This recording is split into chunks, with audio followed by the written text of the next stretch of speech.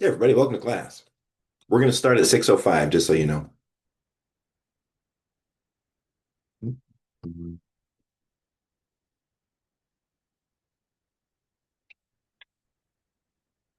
Oh no, where did that go? Okay, I need you. Where is my? There it is. So I need you over here. And then I need you to slideshow from the beginning. And then I need this to share over to. Yay. Okay,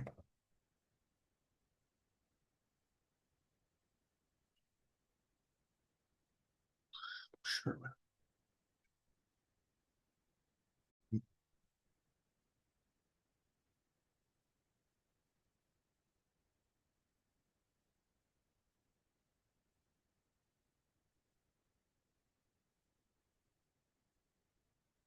Where did my camera go? There it is. Okay. All right. All my ducks are in a row.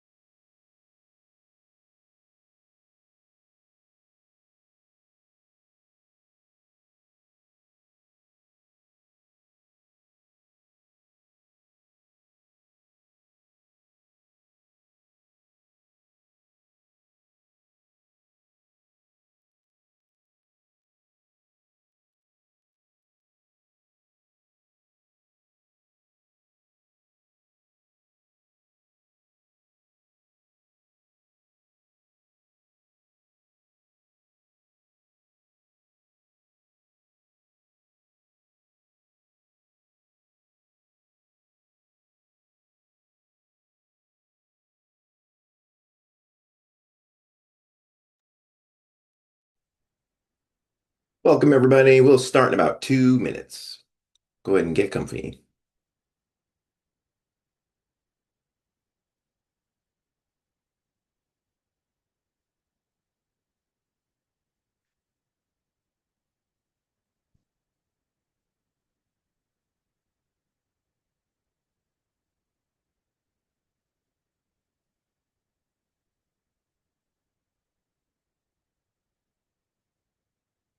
This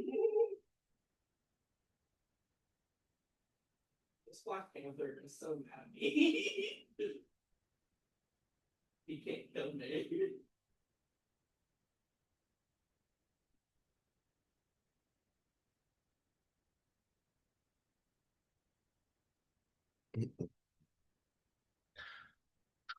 Give it one more minute for people to show up and get comfy.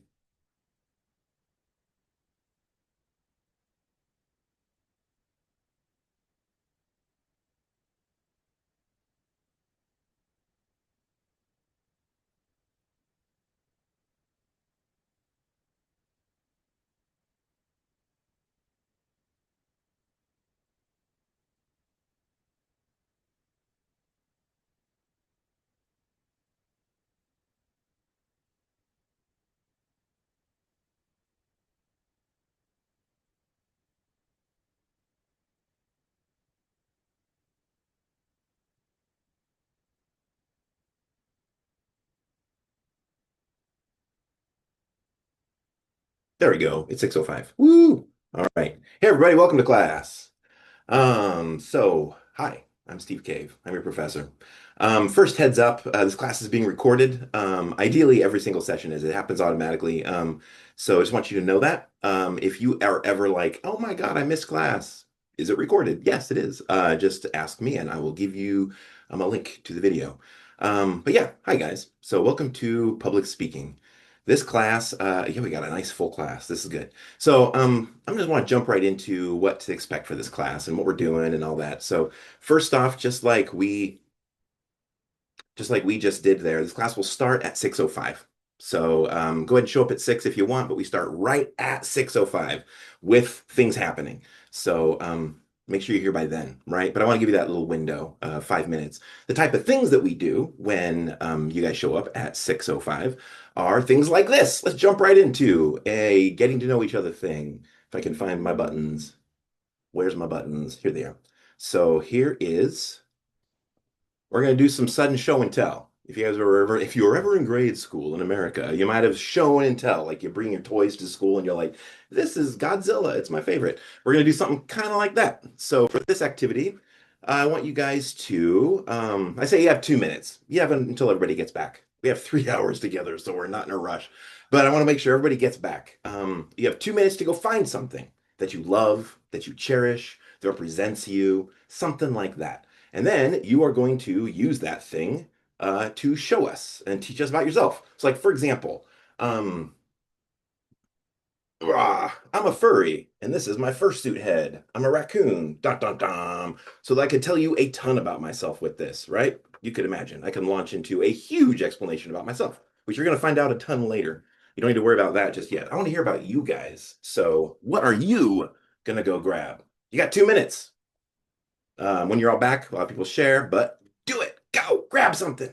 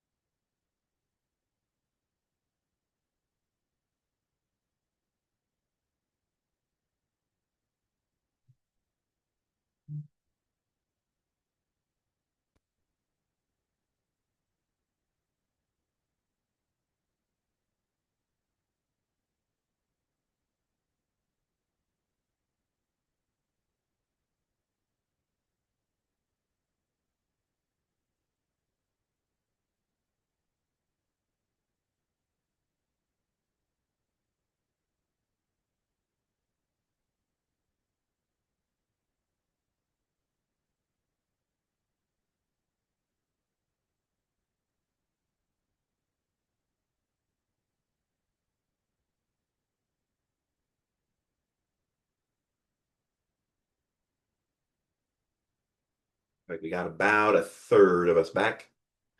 For the third that don't have their camera on, you're gonna really need it on for this to work because it's show and tell.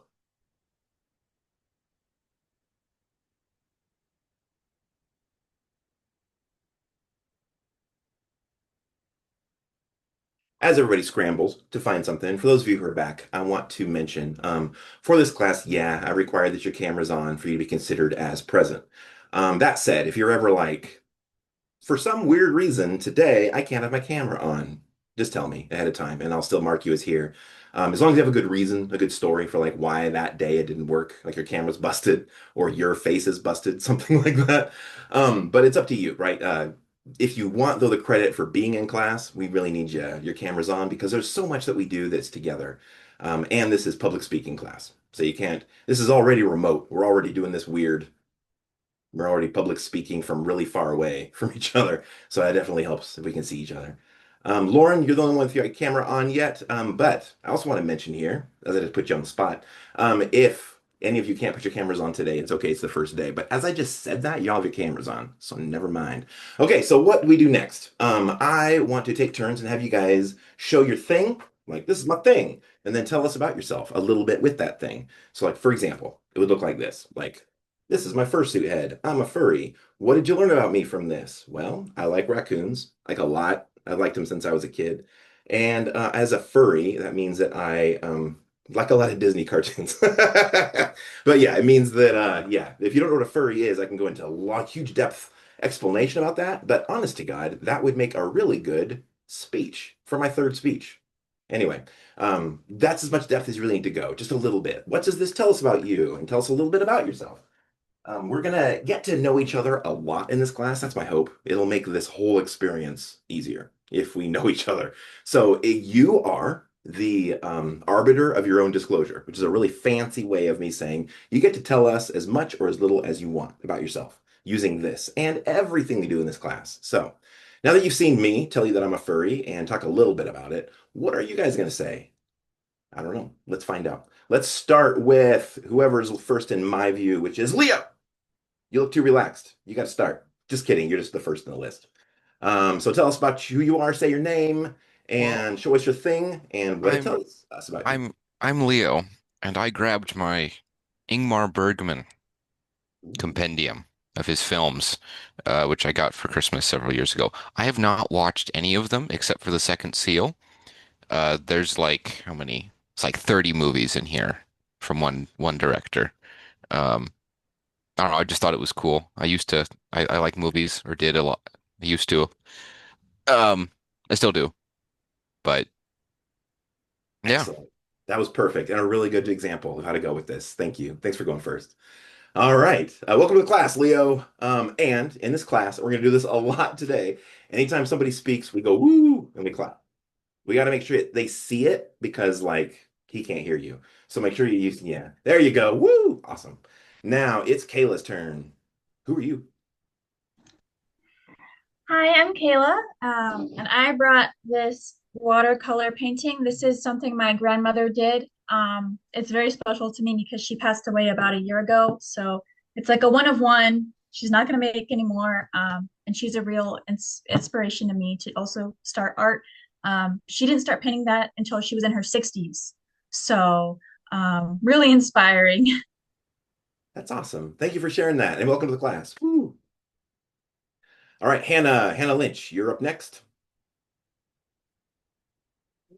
Hannah, and I'm out of state right now, so a lot of the things that I would usually have, I don't have. But I have, the lighting is a little odd, I'm sorry, but I have this Coach fragrance mist. The scent is Legacy, and I found it at TJ Maxx, believe it or not. And I'm like a huge scent person. Like it really, I think it creates an entire vibe. Like the olfactory thing is really attached to memory, and I'm really connected to that. And for whatever reason, this scent seems to capture like femininity and musk and masculinity and classiness in the way that I need a scent to do every day for me. So I'm going to run out of it way too quickly. But yeah. Thank you, Hannah. Woo, welcome to the class. And that was a great, vivid description.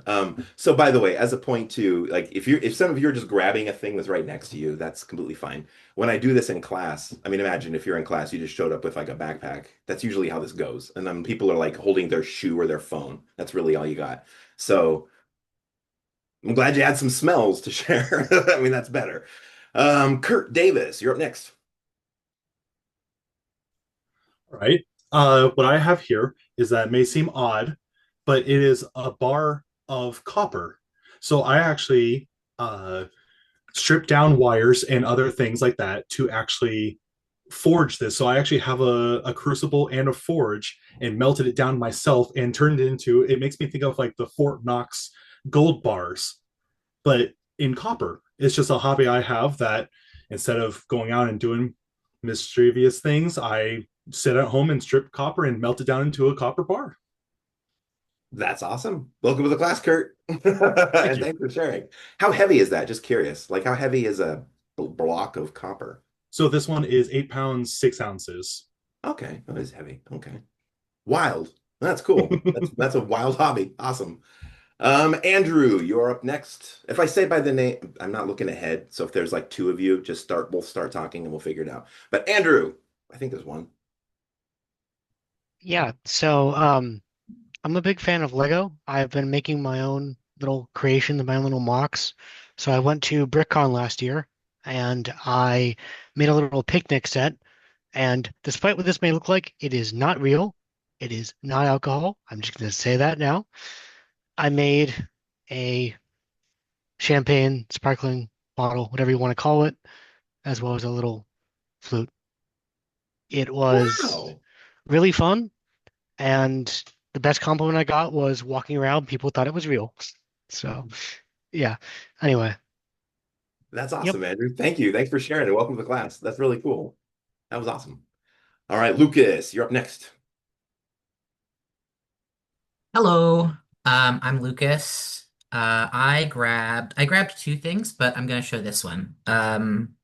This is a art doll that I got of the Last Unicorn, the Lady Amalthea from the Last Unicorn cartoon. That is my I wouldn't say my favorite movie, but it's the movie that has stuck around with me for the longest amount of time. Like I watched that movie and I'm instantly 5 years old, cuddled up, watching it, going, no, no, Red Bull, no. But yeah, I like movies, I like writing. The other thing I grabbed was a coyote face because I like collecting pelts and stuff. But yeah, nice to meet you all. Awesome. Welcome to the class, Lucas. And thanks for sharing those. The unicorn looks expensive.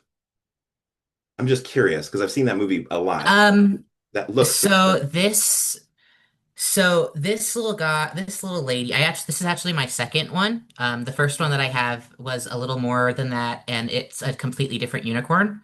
And I have a third one coming up that has two heads. But anyway, the price of this one was about uh 450, Um, 400, yeah, 450 with the shipping and everything. that's cool. The That's really cool. the one that I'm getting soon is 488, and that's the two-headed one. Wow. The artist in Russia. So yeah. Nice. That's awesome. Thanks for sharing, Lucas. That's really cool. That's really cool. River Valley, you're up next. You're still muted right now. You're still muted, River. There There we you go. There you go. It's Glenn Graves. Sorry, it's a company thing. Okay. I signed in with. I was going to grab my cat, but I can't find him. So this is a little snow globe of my kids, Declan and Delilah. Oh. And I'm over here in Eastern Washington, the funeral home and crematory. Do you live in Eastern Washington? Yes. Nice. How many? I'm just curious. How many of you guys are not from like the Seattle area and taking this class? Good. A lot of you. Cool, cool. Just curious. This summer class attracts two things. Attracts people from out of the Seattle area and attracts funeral people. How many of you guys are studying death and dying? I'm just curious. Oh my God, like all of you. Yeah, this is one of the reasons I love teaching this in the summer. The speeches we're going to get are going to be delightfully morbid. So if you are not in death and dying, whoever didn't raise your hand, get ready. Yeah. Anyway, welcome to the class. Glenn, you said, right? Yes. Yes, welcome to class, Glenn, and thank you. Okay. Toby, you're up next. Toby Hanser is what your name says on here. All right, I didn't hear it right. Okay. So it's kind of hard to fit this in frame. It's just a massive teddy bear Oh, that's that awesome. my brother got me when I really don't know how old I was, but he won it at like a carnival for me, and it's been in my childhood room since I was like 5 or something. So it's just kind of a nice thing. And I like usually just impulsively buy stuffed animals. So it's kind of representation of that because I don't have any of my cool stuff in Washington because I'm visiting family. Perfect. Well, awesome. Thanks for sharing. That's perfect. That's really cute. Thanks, Toby. Now about halfway through everybody, and tiles have moved around. So I'm just gonna keep going with what I see. And at the end, I'm gonna have to be like, did I call in, not call anybody? Please tell me if I didn't call on you. But I'm just gonna keep going. But from my perspective, these keep moving, which I think means people are bumping in and out of the class, which happens. Um, so without further ado, let's keep going. Dania. Did I say it right? Dania? Okay, so hi everyone. My name is Danya. I am outside because I ditched my kids. Um, they're 6 and 3, so everybody who has young children understand me. So for my show and tell, I Oh, textbook. I couldn't find anything else. But I really, when I got this textbook, I really enjoyed it because I don't even know if I'm allowed to show. Oh my gosh. I am so sorry. So I'm gonna hurry up. Um, I got into the funeral service industry because I want to help families and make their time putting their loved one to rest, and their memorable and special time. So this is what I got. beautiful. Thank you. And thanks for sharing and welcome to the class. Thank you. Ariel, you are next. Um, Hi, my name is Ariel, and I chose this like black butterfly decoration thing because I like to wear black a lot. And then this is my husband and my kids. And I'm studying funeral service education. And it's nice to meet you all. It's wonderful to meet you. Welcome to the class. And thanks for sharing. I'm just curious, how many of you guys have kids? Just to see a lot, a lot, a lot, a lot. Excellent, excellent. So for all of you guys, if your life demands that you take care of your children during class time, please do. I'll understand that. If that interrupts like a speech or something like that, we can always redo things and figure it out. Please don't worry about that aspect of this class. Having kids is already enough work. I don't want you to add the stress of what if they cry while I'm giving a speech? We can always redo them. So I don't want you to stress. Next up is Justin. Yeah, so I have this bracelet I always wear. I'm not sure if you can see that. It's just a blue bracelet with like a amber stone on the end right here. And that stone is given to me by my girlfriend Mujin. She says that it means happiness, staying safe, just generally being in a good relationship. And she told me that it was handmade in China. And then that was the very first gift she gave me over a year ago now. And I've been wearing it every day since then. That's really And beautiful. just Thanks for sharing and welcome to the class. That's really cool. That's really cool. Yeah. Popping back over here, we have Sunny. Hi guys, my name is Sunny. Um, Scared my cat, but I brought this like cosplay bag. I like cosplaying like very occasionally, but this one is okay, so I used to play Genshin Impact a lot during like the pandemic shutdown. So that one is a Ganyu cosplay, if anyone here like is familiar with the Genshin Impact characters. That's awesome. I'm looking around like, did anybody react? 'Cause I've heard of it, but I haven't seen it. Yeah, Or played it. Is it a game or a show? it's a game. It's a game. Yeah, I haven't played it. Like character designs are really pretty, in my opinion. That's awesome. That's awesome. I think cosplaying is really cool, obviously. That's really awesome. Welcome to the class. And thanks for sharing. Yeah. Yeah. Yeah. Next is Ella. Hi, my name is Ella. I didn't really have to get up to get my thing, but it's my engagement ring. So, yeah, I got engaged recently and just something exciting happening in my life, and I'm really excited to get married to my fiance. So, Congratulations. Oh thank my you. gosh. Yeah, that's really exciting. And thanks for sharing. And welcome to the class, Yeah, but also congratulations. thank you so much. Yeah. Wow. That's incredible. Do you have a wedding date yet? Yeah, actually, October 18th, so it's coming up. Oh my God. Yeah. Woo. Congratulations. Thank you. Anastasia. Wait, you haven't gone yet. No, I haven't gone yet. Okay. Yeah, it's Anastasia. My thing that I've got is one of my corpse flowers that I've got in my room. I really love gardening and I have like a million houseplants, and plants in general. Right now I work as a florist. But it's one of the it didn't specify species. I know that it's in the Amorphophallus genus, but I don't know if it's like Amorphophallus titanum, the biggest inflorescence in the world. They're a kind of Sumatran plant from Indonesia. And appropriately, my room is really hot, so I'm sorry, my window is open and you can hear all the birds. Um, but yeah, I'm really fond of them. I have this one is the taller of the two. Its name is Emily. One of my friends named it after the corpse bride, and the other one is named for the innuendo of the genus and species name. Its name is Big Willie because his name is Amorphophallus titanum, which means giant misshapen genitalia. That's hilarious. So does that mean like it blooms and it stinks? That Yeah, it stinks like rotting flesh.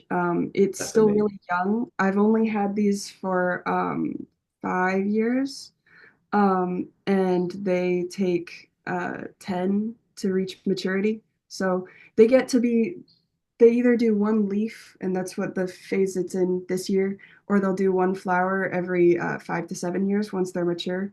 And so it's still pretty young. I've still got a while before I have to worry about A, finding a place to keep an 8 foot tall plant, or B, having to deal with the smell. But Yeah. I'm really excited. I hope to have a really big greenhouse when I can afford it. That's awesome. That's awesome. Welcome to the class. Thanks for sharing all of that. And that was hilarious. I loved how you circumlocuted that was fun. Let's go on to Scarlett. You're up next. Hi. I was a little bit torn on what to pick. The first thing that came to my mind is the crocheted head I made of myself. It's me and I crochet. It was before I cut my hair, so yeah. Or this bone I found in the woods. I don't know. One of the funeral service students, and I actually have a friend over who heard the prompt. I was like, "What should I grab?" He's something dead. Like I just think that's. I love nature. I love being outside. I love scavenging, and I love the idea of I'm just borrowing these. Some days they'll go back. I'll put them back, and the circle of life, and I get to enjoy these while we're both here. And so there's a lot of dead stuff in here, safely dead stuff. But yeah. That's awesome. Welcome to the class, and thank you, Scarlett. Thanks for sharing those. The crocheted head's amazing. All of that was really good. I think I learned a lot about you just now. That was good. Bridget, you're up next. Hey, I'm Brigitte, she, her pronouns. And when I got this prompt, I immediately went over to my bookshelf and I was like looking through them all and trying to figure out like which one I should bring to represent myself. But I couldn't decide on just one. So I ended up just grabbing a bookmark. I don't know if you can see it at all. It's like a rat drinking ramen, just like hanging out in a cozy little space. And yeah, I just felt like it represented me and what I want to be doing all the time. What's some of your favorite type of literature? I read mostly like fantasy and horror. Those are kind of my two main genres, but I always branch out a little bit as well. Nice. Awesome. Well, thank you and welcome to the Yeah, class. thank Thanks for you. sharing. Yeah. Francis, you're up next. Okay, I'm not at home now, but if I was, I will get an organizer. It's or maybe bins or different boxes and labeler because I really want to organize our home. Um, and if there's time, I want to label those boxes. But since I didn't have that, I brought our dog. Her name is Gigi. She's 3 years old, and she represents me as well because she's a loving and very sweet girl. Thank you, and nice to be in your class. Welcome, and thank you for sharing. That's awesome. Very cute. Yeah. How many of you guys have pets? Just curious. Yeah, yeah, me too. Me too. I almost showed my dogs also. You'll see them at some point. Rosie, I believe you're next. Did I say it right? Just Rosie? My full name is Roselyn, but it's easier as Rosie, so I prefer that. Okay. I brought to class one of my favorite reads right now. It's called Atomic Habits. I would have brought a picture of me and my two kids, but that's being a mom. So I brought this book because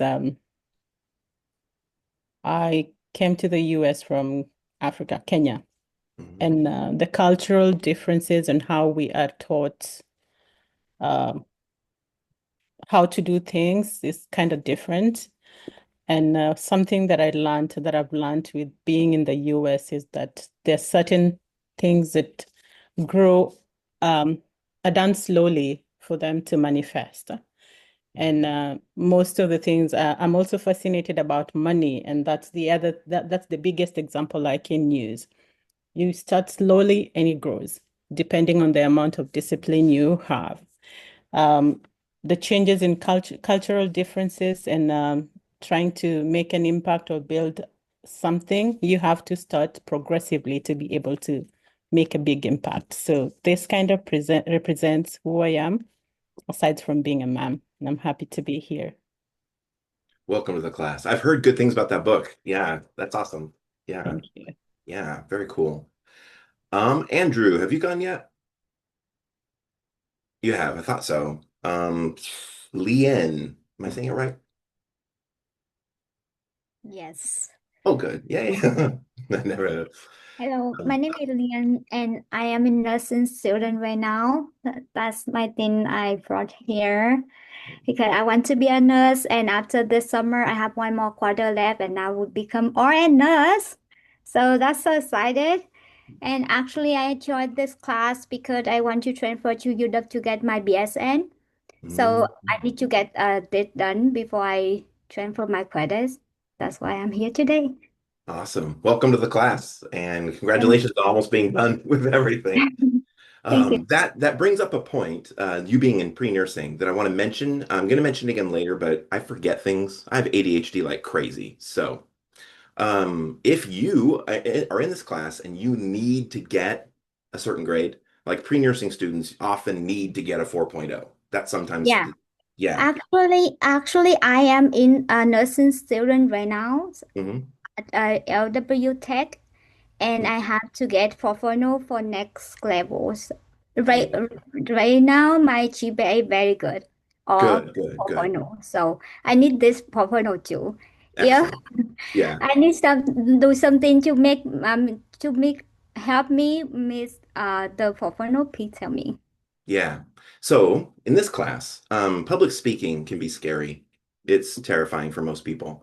So I'm aware of that. And so I have already put in the class, we'll see in a little bit, a lot of extra credit. So if you ever are not happy with your grade, there's tons of extra credit to do, and I can always make more. So if you are ever like, I'm not happy with my grade, and I'll show them to you in a little bit when we get to the tour of the class part.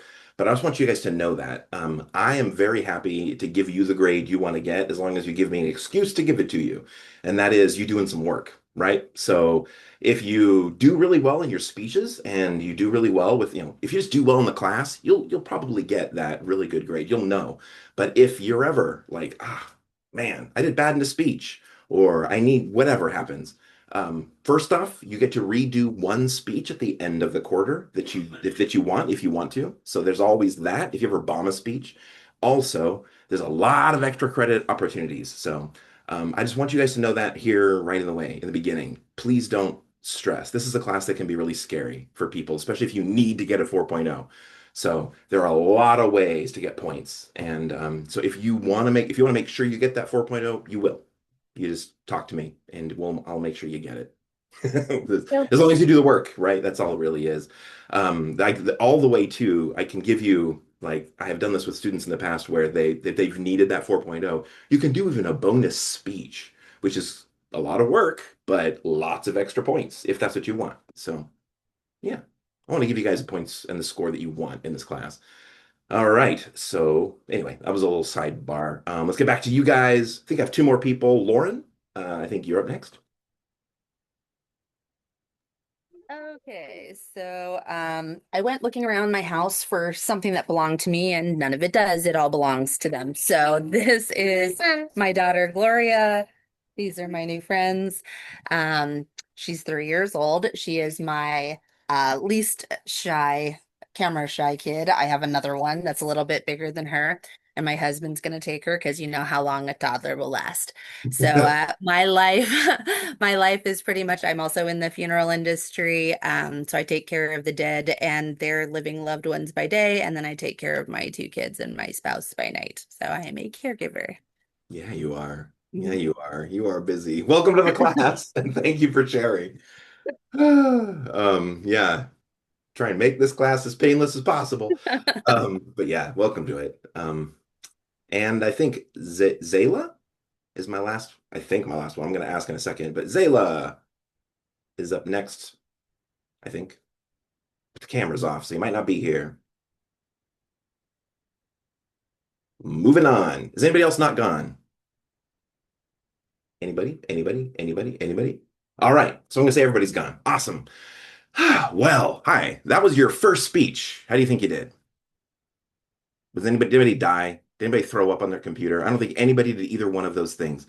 So we're so far so good. We got a really good start to this class. And I want you guys to feel good about that. That sounds ridiculous, right? Me saying that, but it's true. I want you guys to feel good.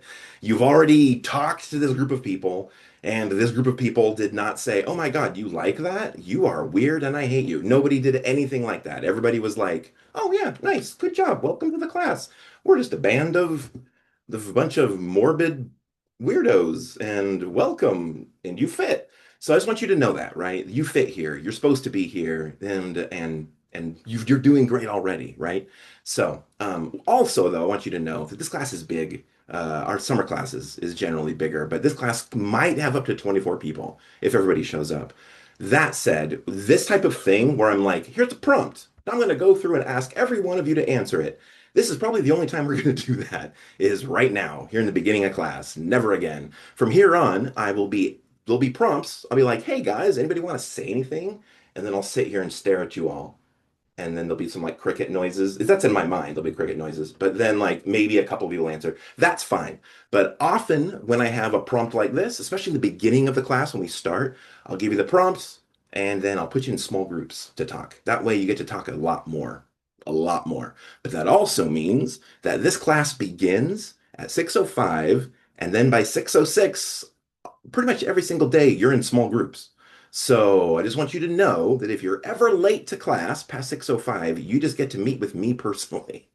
So it's just me sitting here waiting for all the small groups to get done, and I'm just like doop doop doop doop doop while the small groups are going. So if you're late, you end up talking to me one-on-one, and for most people, that is a huge deterrent to show up late. So now you know. Don't show up late unless you want to have a nice long conversation with me, unless you want to talk to me, which is great. But just so you know, that's how the classes will begin. What else to expect? Let's jump into some classroom expectations. Ooh, there's chat going on. Everything cool with chat? Oh, oh no. Go for it.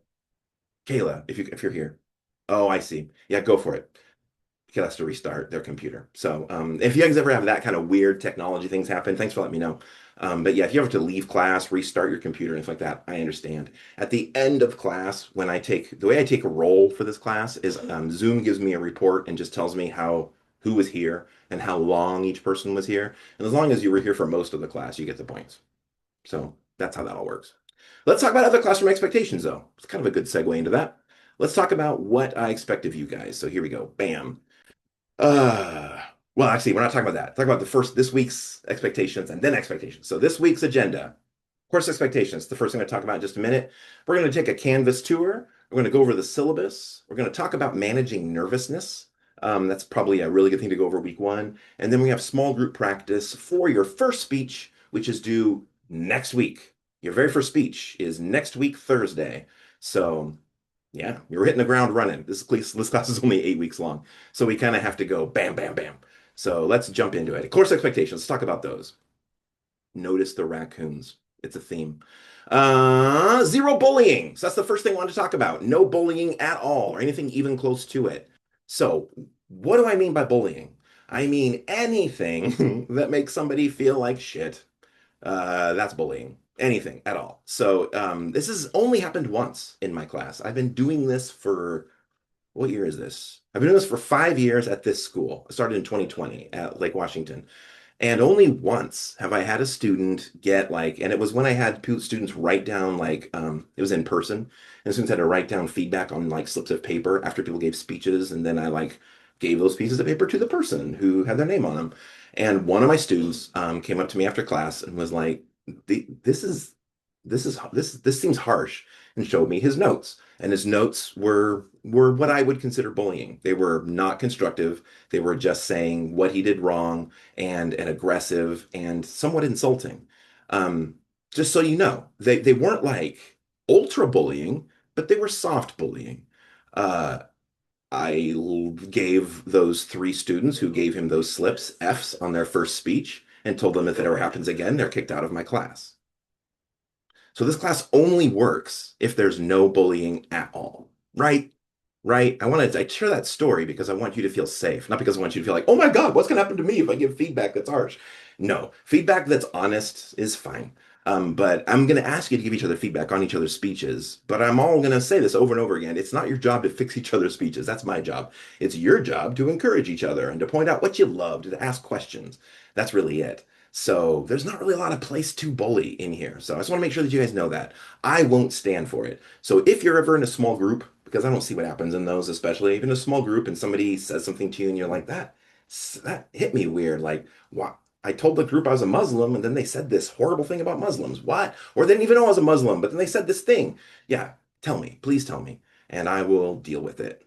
So no bullying. It's the only way this class works, as I want you all to realize and to feel like we're all on the same team, right? So that's my first one. No bullying. Where is my screen share? Boy, these buttons. So the next one, come back to my PowerPoint, because this is how I remember everything, is cameras on, your face fully showing, like you're doing right now. I just need your cameras on. I think I already said all this. I need to make sure that we see each other. This class is public speaking. That doesn't work if I don't even know if you're here. That said, if you ever need to turn your camera off or wander away or go to the bathroom, if you're like, I'm eating something really gross, yeah, feel free to turn your camera off. I don't care. Just for the most part, I want you to be present. That's really what that's saying. Number 3, this is not high school. Let's go into some detail about that. How many of you guys here, is this your first college class? Or this quarter, this summer, the beginning? Just Scarlett. Wow. Welcome to college, Scarlett. Yeah, you look like you want to share details, like explain. I think I was confused. Sorry. It's okay. Yeah, so this class being in the summer, that makes sense. Most of you are not brand new to college. You've done this for a minute, so this shouldn't take too much details, but just want to make sure you guys know this. Sometimes I get running start students in here, or I get students who they're fresh out of high school and this is their first class, and they're like, yay, I'm in college. And then I get emails from their parents. Yeah, that's not happening. So I don't talk to your parents. If your parents or anybody you know ever tries to contact me, I don't acknowledge that I know you, because this is a professional place and you are all adults and you're in college. You're responsible for everything. So but the good side of this is not high school. It's all you. It's all on you. The bad side of this isn't high school. I used to be a high school teacher. I was a high school teacher for quite a while. I taught English and drama, as makes sense, right? So with all that, you can imagine, as a high school teacher, one of the things I hated about it was my job to harass the crap out of my students, to be like, hey, do your homework. Did you do your homework? Do your homework. Rah, rah, rah, rah. And I hated that, which is part of the reason I became a professor, so that I can just say it once. Do your homework. And I just said it. That's the only time I plan to say that. So from here on out, it's up to you to pass this class. It's not up to me to force you to pass this class. I will be very chipper and friendly and all that while I talk to you while you fail. I won't be mad at you for failing my class. I won't harass you for failing my class. You're paying to be here. From my perspective, you're my client and I am your professor. And if you want to fail this class, then you should have every right to, because you're the one paying to be here. So all that said, that's the way I approach this whole thing. Hopefully that makes sense. It's not high school, it's college, it's your responsibility. And I think that probably has been working for most of you so far. So that does mean, though, that if something goes wrong, right, you got to tell me. That's the other side of this. There's no parent helping you. So if something goes wrong in your life during the summer, please talk to me. Because this is college, not high school, right? I can change everything for you. So if you say there's a death in your family, I hope not, but say there is, or say you move, say there's a divorce, say I don't even know what's happening in your life. What it tends to be a lot, because our classes are full of humans and humans tend to have things happen. So when the thing happens for you, just talk to me and say, hey, my God, my life is happening. Oh, what do I do? And I will always adjust things for you as long as you talk to me before the actual deadlines come and go. When deadlines show up, in order for me to be fair to everyone, I want to respect those deadlines. So when deadlines show up, they're real and they're important unless you've talked to me before they happen. So that means, like, for example, say your second speech is coming. Your second speech is a speech all about your identity. So you're going to talk about some part of you, like a subculture that you're part of. That's your second speech. So no, that's a storytelling. Your third speech is about identity. Anyway, your third speech. They say you're getting ready to share that speech, and it's on you signed up to give it on a Tuesday night, and then you get COVID, and you're just like, I'm sick. I hate my life. COVID's still around. Why? What is happening? And if you wait until Wednesday to tell me that you have COVID, even though you have COVID, I'm so sorry. If you wait until Wednesday to tell me you have COVID, I will say, oh my God, I'm so sorry. Let's reschedule your speech. But your speech is a day late. If you tell me Monday or Tuesday, hey, I have COVID, can I reschedule my speech? I'll say, great. When's good for you? Or do you want to tell me later? We can just do this however you want. That's the conversation. And then you get to pick when you perform your speech. Or you can submit a video even. We can talk about it because this class is ours and we get to build it however we want. So, but you have to talk to me. That's the real thing. You have to communicate with me about it. Does that make sense, everybody? All right, hopefully. Okay, good. Good. The next point on my list for course expectations is that we are all here to learn and to practice. So how many of you guys, or did any of you show up already really good at public speaking? We got a wishy-washy, but nobody's going, me. None of you went, me. So, right, that's normal. That's normal. And actually, the fact that some of you raised your hands even, that's good. I'm really proud of you guys. And let's show everybody how to do it. But that's nobody's like, yep, I have already gone through the entire Toastmasters series. I've got my master's degree in communications, and I am a professional public speaker. Nobody's here doing that. We're all practicing. We're all learning, including me. I'm still learning too. I've been doing this a long time. And before I did this, I was a high school teacher. Between those two jobs, I was a professional speaker for a company called Pearson. They do curriculum and testing. You might have heard of them. Maybe they did your high school curriculum for some of your classes. Who knows? But I did that whole thing. So I have a lot of experience, but even with all that, I'm still learning. There's still that it's like anything. You're never perfect at this. So that said, why am I saying all this to you now?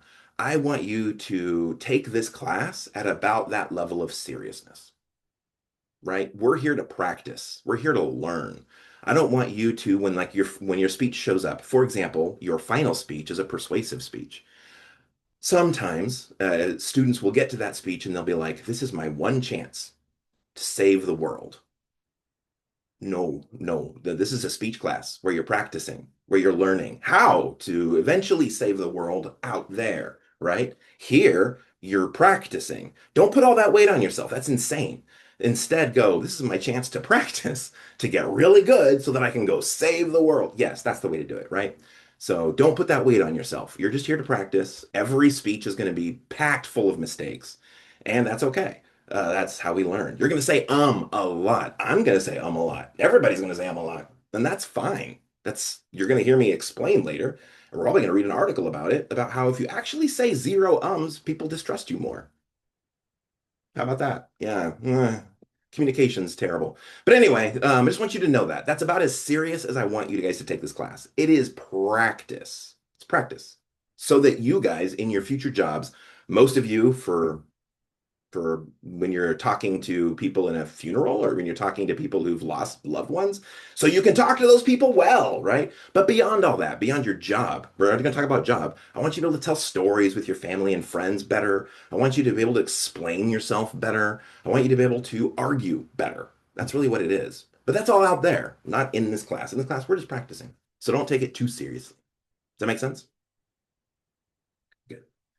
Well, what's my next point? Absences. Absences do count. So in this class, every time you show up, it's worth 10 points. So at the end, but those points don't show up in the grade book until the very end. So show up to class, and if you are, I don't think anybody in this room is in danger of this, but sometimes I get students, especially international students, who will, I said that like it's discussing international, I'm sorry, but I just had a crazy quarter where I had a quarter of the class fail because they were international students who came from countries where you don't have to go to class, I think. And then finals week rolled around and they're like, why am I failing? I'm like, well, if you came the first day, you would have heard me explain this. And now you didn't come the second or third or fourth day, or the fifth or the sixth. So that's how this works, right? But those points don't hit you until the end. It's a nice boost at the end. You'll get like 100 points if you're here the whole time. So it's not 10 points per day, it's 5 points per class. Sorry, 10 points per week, 100 points at the end of the quarter. Does that make sense? And that's really just my way to reward you guys for being present. I want to have less assignments and to have more just we talk about it in class. So that's kind of my way to have less. I've cut down. We used to have a lot more assignments in this class. I did not want to do that. I'm sick of grading them. I already explained this. If you have trouble, contact me. You can email me. We can set up a meeting one-on-one like Zoom like this. We can talk on the phone. There's all kinds of ways to talk to me. So, and my very last point is be kind to one another, please. That's the only way this class works as well. It's like no bullying, and let's end on be kind, right? We're all in the same boat. Everybody's class can get an A. I don't grade on a curve. There's no percentages that need to. No, we can all get 4.0s, and I would be very happy. I made sure with my boss, I literally have asked her this. Is it okay if my whole class, she's like, that's the best. So give me an excuse, please, to give you all 4.0s. I'd be very happy. But the best way towards that is if we help each other out, right? You're going to have a lot of time where you're in small groups, encouraging each other, helping each other, giving each other feedback, advice. Take that seriously, right? But that's when you're helping each other out. So any questions on this whole spiel I just gave you? It was a lot. It was a lot. Okay, well, let's jump. How are we doing for time? Ooh, let's take a break. I've talked a lot at you. So let's take a break until 7:02. That gives us 10 minutes. So go get up, go to the bathroom, whatever you need to do. Come back at 7:02.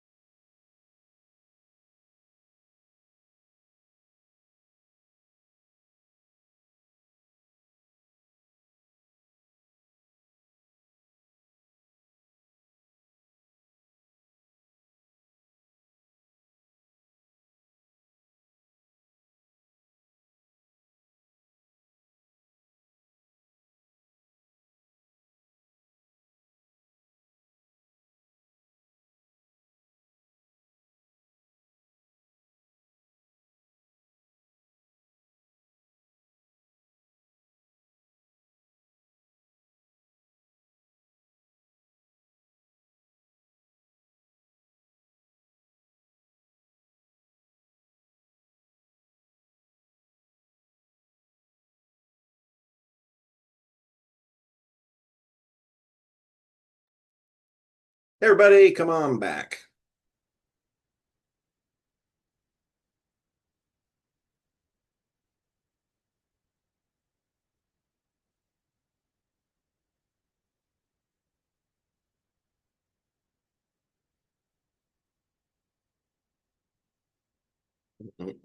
Got a few more people coming back. Oh, my PowerPoint isn't ready. Oh, my door isn't even closed.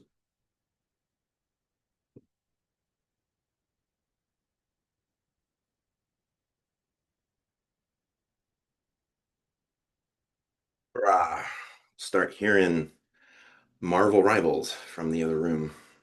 My boyfriend is really into it. Like a lot. If any of you guys play it, he plays Jeff the Land Shark like crazy. He's really good at him. It's adorable. All right, back to class. Where were we at? What was I even talking about? Oh yeah, Canvas tour. Okay, that's what we were doing. Let's look at this class on, I changed to a tank top because it is hot in this little weird office of mine. Sorry about that. Professionalism's over. It's dead. Feel free to get comfy. Let's go look at this class on Canvas though. Let's do student view. How many of you guys have already, I mean, sure you have, but you've already looked at the class on Canvas, right? Most of you? Most of you? Cool, okay. So this should not take long. Let me walk you through what is going on over here. So this is what the class looks like on Canvas. The class pretty much all lives under modules. That's where everything is. That's where the home button should take you already automatically. So the first module, this one is important. It's helpful. It's course resources. So here's the Zoom link you probably used to get here right now, or you might have used the announcement. I'm not sure. But if you want to know where the link is, it sits right here all the time at the very top in the first module under Zoom class link. The next thing is our textbook. So this class, you didn't have to buy a textbook. Hopefully you were not told to buy a textbook. Everything's free, yay! So I use open educational resources. This textbook is, there's the whole thing. We're not going to use the whole thing. I'm going to ask you to read about 6 of these chapters, but the whole thing's there if you want to read them. The way that I'm going to do the class, you will be asked to read chapters sometimes. Sometimes you'll ask to watch videos. It's kind of a mix. That's the way that this school likes to do things. So there's that. That's the textbook. So if you're ever asked to read chapter 3 or to read whatever, this is where it is. I don't give you the link right there in the assignment. I say go find it here. The reason for that is so that it's all easy for me to keep in one spot because I've had to update that a few times. Then there's this thing, the class Google Drive. So this is a place where you can dump things if you ever need to get me something. Like say, for example, you are turning in, let's say, for example, maybe you missed a speech and you're like, oh, I don't want to do it in class. I'd rather just record a video. And I say, that's going to cost you 10% of your points if you do it that way instead of doing it in class. And you say, I don't care. I would rather do a video because I don't mind 10 points being gone, or 10%. Then you record that video and you're like, how do I get you that video? Well, lots of ways. One way is to dump it in this Google Drive and then email me and say, it's in the Google Drive. So that's what that's there for. It's for us to use for anything we need. If this class were in person, then you would also be using that for like anything you need in class. Like maybe you drop your PowerPoint so that you can use it in class, things like that. But you're at home, so you don't really need to use it for that. But you can use it to get me things, to turn things in if you're ever having problems getting it to me any other way. And then the last thing here, sign up for your speech times here. This links over to a Google Doc, and wow. Oh my gosh, look at you guys. You guys are so on top of things. Look at all these names. So yeah, this is our first speech, is a professional speeches. This will be next Thursday. All of them are on one day for the first speech because it's very short. So that's 2 columns, but it's 1 through 24. So sign up for the spot you want for that. That is a week from Thursday. If you don't sign up and Thursday rolls around, I will be like, hey, anybody else want to go when we get done? But I will not know if you didn't go. That's up to you to deal with. Does that make sense, everybody? And this is a kind of important detail for speech giving at all in this class. So if you ever don't sign up for a speech, I won't remind you to do that. Again, this is college, not high school. So if you ever just don't sign up for a speech and don't give it, I won't say anything to you. Even if I'm aware that you're doing it, I'll be like, well, you're the one paying to be here, not me. So this is what you want to do. I'm not going to chase you down and force you to pass my class. So if that does mean sometimes, like I just had a student in the spring in my in-person class, in one of my in-person classes, and she was an international student, of course. Sometimes those guys have a tough time and because they come from a country that's different, right? If you come from a country that doesn't have things like attendance for college, this can be tough. So she came from a country that yeah, that doesn't actually have attendance. But even then, I'm pretty sure in her country you would still need to actually give the speeches to pass the class. Still think that'd be necessary. But she just never signed up. And then the final day came around, and I mentioned it, on the final day of class, there will be a chance for you to make up one speech. And that poor student was like, "Can I do all of my speeches today?" And I was like, "No, sorry." And she's like, "But I'm failing." And I'm like, yeah, I was aware of that weeks ago. I don't think that there's a possibility for you to pass at this point, but I figured you were still coming because you enjoyed my incredible presence. And, she was not happy with that, but I'm telling you, day one, this is how this works. So sign up. You can sign up for literally all of the speeches right now if you wanted. And you can move your name around. If you sign up on a day and later you're like, "Can I move my thing?" Yes, you can do it. Just don't erase anybody else's name. And please do not add lines underneath and don't write your name underneath. Sometimes students do that thinking it's going to somehow work. Like that day, I'm going to just be like, "Well, today we have an extra person." That won't be fair, right? Again, I try and be fair. A value of mine, a way that I view the world, this is probably helpful for you, is game etic. I see the world as game etic as possible. So this whole class is a game, and you're playing a game, and you're trying to get points, and you're trying to get a really good score. So this is about as seriously as I want to take it. I know that this is a serious situation, but I think the more we approach it that way, the easier it is for you guys to understand how to pass the class. So if that makes sense, sign up for your speeches. I'm going to go and show that to you again so you can see all of them. There is your first speech. We're going to talk about these in a second, but your first speech is called the professional speeches because you're actually doing two things at once. So go ahead and sign up for that. That's all next Thursday. If you don't sign up, you'll still be able to go if you show up to class. After that, we have storytelling, and that'll be Tuesday and Thursday, July 29th and July 31st. There's plus 10 extra credit if you go the first day, and that's how all the speeches go from here on. So, yeah, look at all these names. You guys are on it. And then the third speech is an informative co-culture speech. That's the one I mentioned where you talk about like a subculture you're part of. And again, 10 plus 10 points if you go the first day. And then your final speech is a persuasive speech. And again, you guys have signed up. Most of you guys want to go first day. That's awesome. We'll see if you guys migrate your names to the second day as we move on through the class. That's usually how this ends up going. But hopefully that makes sense. Any questions about that? Signing up for speeches, how it works, where it is? Yes, I have a question, please. So I would love to sign up too, but I don't know, somehow my computer, I cannot open the DocuSign and do it. It didn't let me do. Like when you click So on the document, it just doesn't open? no, it doesn't. Okay. Well, for you and anybody else who has trouble with this, email me and tell me which day, and I'll happily add your name. I can totally do that.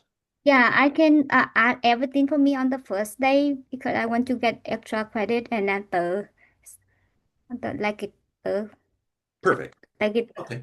Let me write that down because I will see. forget that I told you that I'm going to do this. Yeah.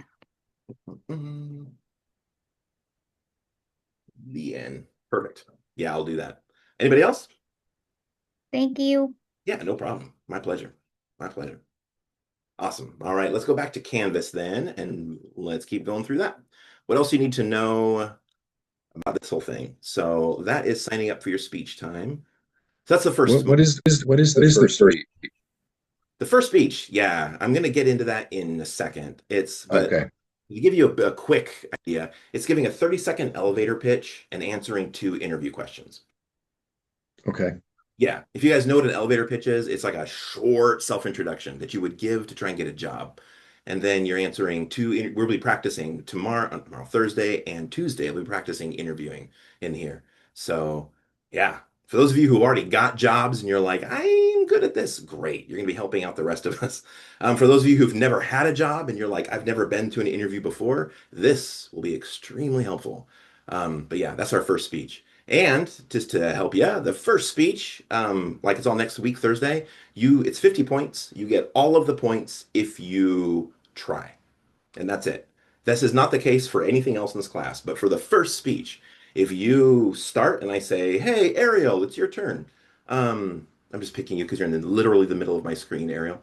So if I say, "Hey, Ariel, it's your turn," and Ariel goes, "Okay, hi," and literally throws up all over your computer, and that's the end, you get full points because you tried. That won't be the case for the rest of the speeches, but for our first one, as long as you guys give it a shot, you'll get the points. Does that make sense? Okay, the stakes are low in the beginning, but we'll be practicing these a lot in class. Okay, back to this Canvas. Module 2 is week 1. So in each of these for the weeks, they have the attendance stuck in there. And then I have what's due this week and then files and stuff for class. So what's due this week? Professional speeches unit, writing work, you have due Sunday. Let's take a look at that so that you know what I'm talking about. So actually I should explain, like I said, there are 4 speeches you're going to be giving. This class is 8 weeks long. There are 4 speeches. Each speech is considered a unit. So right now we're in the professional speeches unit, which is 2 weeks long. Then we'll be in the storytelling unit, which is 2 weeks long. Then we'll be in the informative speeches unit, which is 2 weeks long. And then the persuasive speeches unit, which is 2 weeks long. And they'll be done. So that's how it works. These 4 speeches are each 2 weeks long. Each of them has a written assignment like this. So there are 4 of them throughout the 8 weeks. So every other week you're doing, it's kind of like every other week you're doing everything in this class. Every other week you're performing a speech. Every other week you are working on a discussion board. And every other week you're doing some written work. So they kind of hop each other. So each one you only do 4 times. So let's take a look back. Yes, Dania, go for it. Yeah, go for it. Let's go back here. So your written work that's due Sunday, here is how it works. There are 2 parts. Part 1, reader skim chapter 1. So you'd go back to the module 1 to find that and type a complete reply to this prompt. What are your personal, professional, and public benefits of enhancing your public speaking skills? How do you imagine this class might help your future? And what did the chapter say about this? So go ahead and type up your answer. Make sure it's complete. And then part 2 is to share your story toolbox. We will talk about that on Thursday. Don't worry about that right now. But you'll be sharing. You can take a picture of it or you could type it all out. So that is what is due Sunday. And that is all that's due this week. That's the only thing due this week. So you can just kind of sit back and wait because Thursday we'll work on the story toolbox. And then after Thursday, you could easily turn this in. Or you can do it early if you want, but that story toolbox part we haven't covered yet. So you have to wait for Thursday for that. But if you wanted to see it, it's down here in this files and stuff for class. It's the first thing in the list. All of this stuff under files and stuff for class, you really don't need to worry about. Where this comes up is usually, often, in the beginning of class. You know how we started? We had that 5 minutes from 6 to 6:05, and I had up a sign that said, "Hey, welcome to class," and a little bit of instructions. How that will work on non-speech days is there'll be the same thing. There'll be a sign of some kind up saying, "Welcome to class," and there'll be instructions to go to Canvas and to download some of these files and to have them ready for class. Those are the files we're going to use in class that day. So that's why you need to know where those are. So like on Thursday, before class starts, during that 5 minutes between 6 and 6:05, this is why it's bad to show up at 6:05 exactly. It's because there's a little bit of things you need to do. So if you when you show up, I'll have something up and it'll say, before class starts, go download the My Story Toolbox. And then I think it'll say open up the Google Dice Roller in a separate tab on your browser, things like that, because you'll be using it. You'll be rolling dice for an activity on Thursday. So that's how those things are used, all this stuff in files and stuff for the class.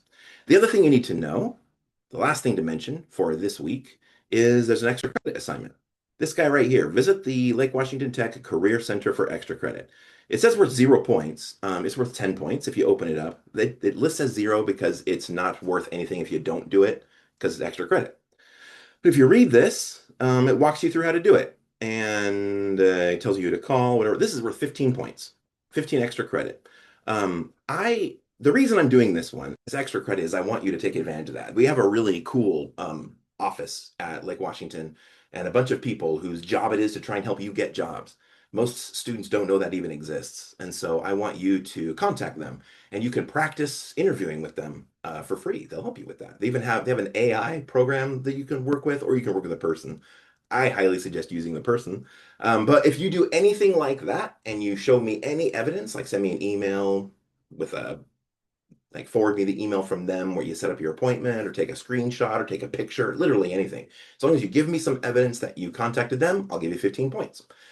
This also doesn't have a due date, so you could do this at any point between now and the last day of class.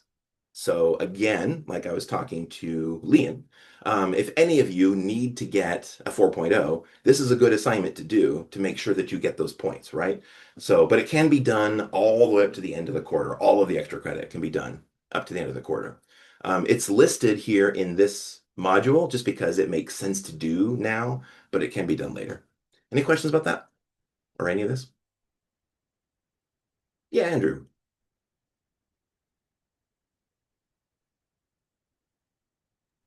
I scheduled an appointment for Thursday for not for interviewing. Can we go there for any reason, or does it have to be specifically interviewing that we need to show?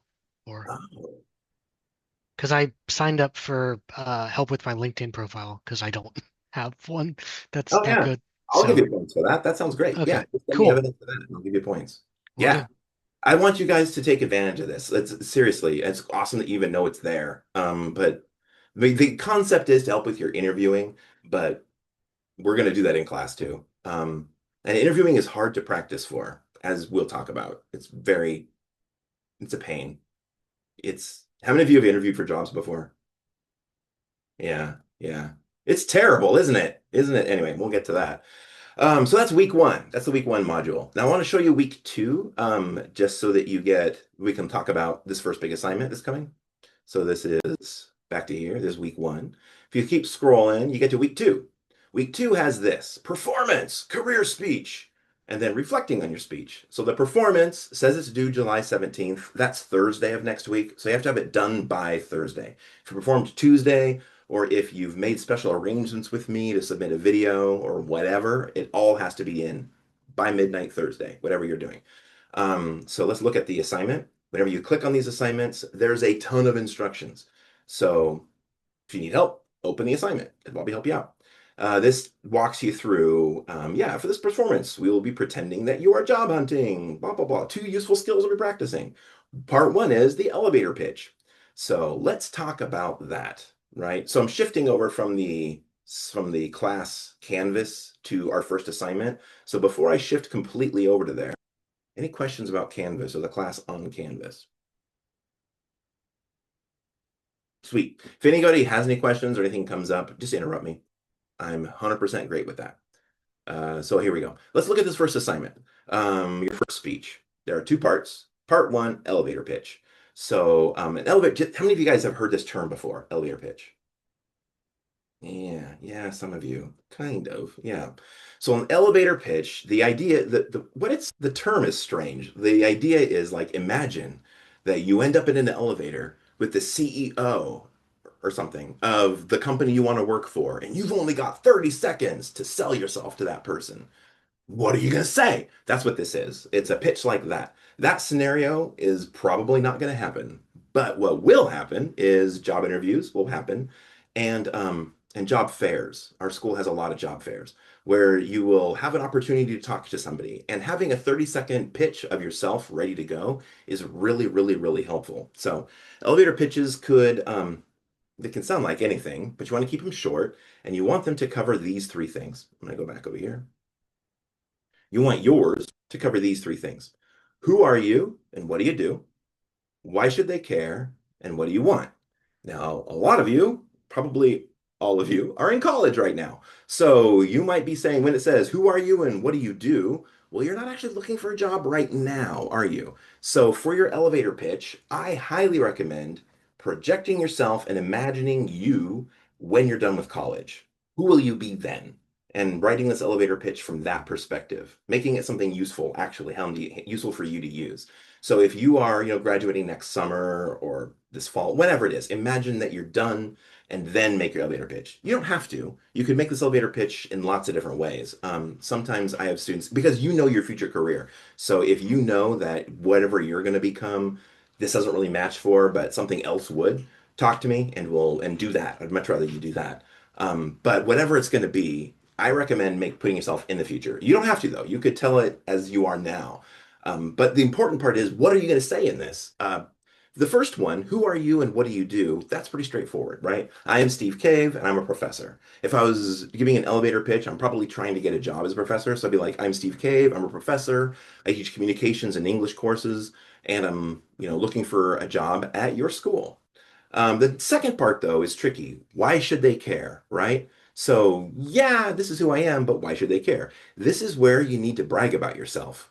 And that's tricky. Most students have a very hard time with bragging about themselves, pointing out, like in summarizing in a quick sentence or two, why you are amazing. This is probably going to be the hardest part of this assignment. So be thinking about that. What would you say about yourself? What makes you amazing? If you're sitting here going, well, I'm in college, I haven't done anything amazing, you've done plenty. First, I don't think anybody here raised their hand for Running Start, so that means y'all graduated high school. Good job. You also did that during the pandemic. Good job. So there's stuff there you can use for all of this when it comes to telling stories about yourself, when it comes to talking about how impressive you are. The fact that you survived the pandemic is something you should all be bragging about. Not just survived, like didn't die, but like are thriving. You graduated high school and came to college through a global pandemic. That's impressive.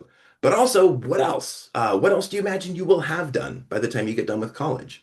Maybe you will have done an internship that you could talk about. Maybe you hope to have done an internship, so you could imagine you will have done that and then talk about that. Whatever it is, like match it to your future career. And then the last part, what do you want? I say that bragging about yourself is the hardest part, but asking for the job is often another equally difficult part. And that's the last. That's where you want to say, I want a job here. Please give it to me. That last part is key. There are many studies that show that the people who ask for jobs are the people who are more often given the jobs. Most of us don't want to do that. Most of us don't want to say, please give me this job. Please give me this job. That sounds so awkward. I hated doing that for this job. When I ran for, I don't know how to play, when I applied for this job to be this professor at this school, I used all of the same techniques that I am teaching you guys. Partly because my boss here at this school is also a really good friend of mine. And she's been my friend for decades. And so when I was applying for this job, we had a whole conversation about it. And I was like, well, this is what I would teach. And she was like, then do it. And it turned into a really good opportunity for me to share with you guys that this stuff does work, but it is awkward. I felt so weird at the end of my elevator pitch being like, at the end of my interview being like, please give me the job. That feels weird, but I want you to try it. I want you to practice in your elevator pitch saying who you are, why should they care, and then asking for what you want, which is give me this job. Please give me this. Find a way to say, please give me the job. I know we all want to live in a world where our awesomeness is simply recognized and people give us rewards and jobs because of how good we are, but we don't live in that world. We live in America where the squeaky wheel gets oiled. And so I want you to be the squeakiest wheel, and I want you to ask for that job. Yeah. That proverb is super weird, isn't it? The squeaky wheel gets oiled. Has anybody here ever lived in Japan? I did. I lived in Japan for like a long time. And in Japan, the proverb is the nail that sticks out gets hammered. So, meaning don't stick out. Don't be the squeaky wheel. In America, it's be the squeaky wheel. You'll get everything you want. Culture's weird. Anyway, that was my little segue. I do that a lot. Sorry. But It's any the questions same about? to Vietnam Oh, too. That's one oh, is the same to Vietnam. You cannot say that when you ah, get the job. Yeah. that makes sense. I wonder if it's an Asian general thing. Because here we're in the middle of the mess of rewarding loudness. When you say that, that means you lose that job. Yeah, yeah. So for here, I want you guys to practice asking for it. At the end, asking for it, saying, please give me that job, right? Don't beg, but find a way to ask. And that'll be all part of your 30-second elevator pitch. It's fast. It's really quick. 30 seconds will go by really, really fast. In the assignment, I have some examples for you to look at. Let's go look at them. So you're going to write this out. You don't have to, but you're probably going to write this out before you perform it. It should be about this long. These are 30 seconds. So this first one here, nice to meet you. I'm Alex Biondo. I'm currently a senior and I'm studying computer informational science. I hope to become a computer programmer when I graduate. I've had a couple of internships where I worked on several program applications with a project team. I enjoy developing computer applications for simple business solutions. The position you have listed at UO Job Link seems like it would be perfect fit for someone with my skills. I'd like to hear more about that type of position. I'm sorry, to project teams in your organizations, what I should say. Or there's, hi, my name's Brad. I'm currently a sophomore student. So these are ones where, hi, I'm currently this. Or this third one is projecting yourself into the future, like I was suggesting doing. Hi, my name is Samantha. I'm Atchison. I have a bachelor's degree in senior environmental sciences. Samantha did not have this degree when she wrote this. I'm looking for a position that will allow me to use my research and analysis skills over the last few years. I've been strengthening these skills through my work with a local watershed council on conservation strategies to support water quality and habitats. Eventually, I'd like to develop education programs on water conservation awareness. I read the organization is involved in water quality projects. Can you tell me how someone with my experience may fit into your organization? Make sense? So those examples are there for you guys to look at, copy, mimic, whatever you want to do. I do want to say a word here in the beginning about please write this yourself. Please don't have AI write it. Please use your own. It's so short. This is just a short little paragraph. If you have AI write it, and it's a good point to talk about voice. If you have AI write anything for you, it's not your voice. And that is increasingly all you have is your voice. So I want to make sure that you understand that, right? This class is about practicing using your voice, building the strength of your voice.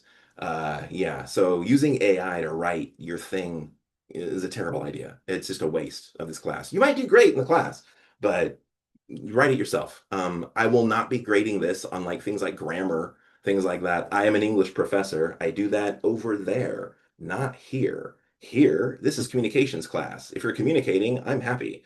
So does that make sense? Hopefully that makes sense. Yeah, I know a lot of people who are also English professors are like, I'm gonna get you. But no, that is not my perspective. I don't think that's valuable. Anyway, any questions about that? Yes, Leanne. Yes, please. Sorry to ask so much questions. No worries. Yeah, I have a question about that part. So that part we had to write an essay, like a short paragraph like that, and then we will talk in the class or only write short essay. You'll be writing that paragraph and you'll be performing that next week, Thursday. Okay. Yeah. With the part two too, like a Part two, let's look at it. Yeah, let's look at part two. Part two is answering 2 interview questions. So coming back over to this, yeah, like I say here, interviews are, I'm very sad to say, very likely in your future. If you haven't had an interview yet, they're weird. People sitting, asking you questions, writing down answers, making you nervous, and it's really hard to tell if you did a good job or not. So it's a very important thing to practice. For next week, Thursday, you will be getting, here are 20 interview questions. These are pretty common ones. You will be getting 2 of these. The way it'll work, let me unshare that so I can see you all. Boop. The way that'll work is I will literally roll a 20-sided die, and then I'll be like, you get, what type of work environment do you prefer? And then you answer the question. And you just do the best you can. We will practice that in class Thursday and next Tuesday. So there's a lot of time to practice how to answer these interview questions. Some students sometimes will go through, it's pretty rare, but I've had it happen, where students will go through this list and like prepare an answer to all 20 questions. Please don't do that unless you really want to. If that's what you want to do, that's okay. If that would help you feel better, go for it. But that is not my expectation. My expectation is that we will practice these in class, and that you remember that there's your story toolbox that's due. we're going to work on that Thursday, but that's a way to answer interview questions where you don't prepare answers for all of them. You prepare 4 answers. And then you have, because there's 4 kind of four common general questions. And I want you to have stories ready to share, because we're going to go into more depth about this later, but stories are how you get your job. Stories are what impress the people you're talking to.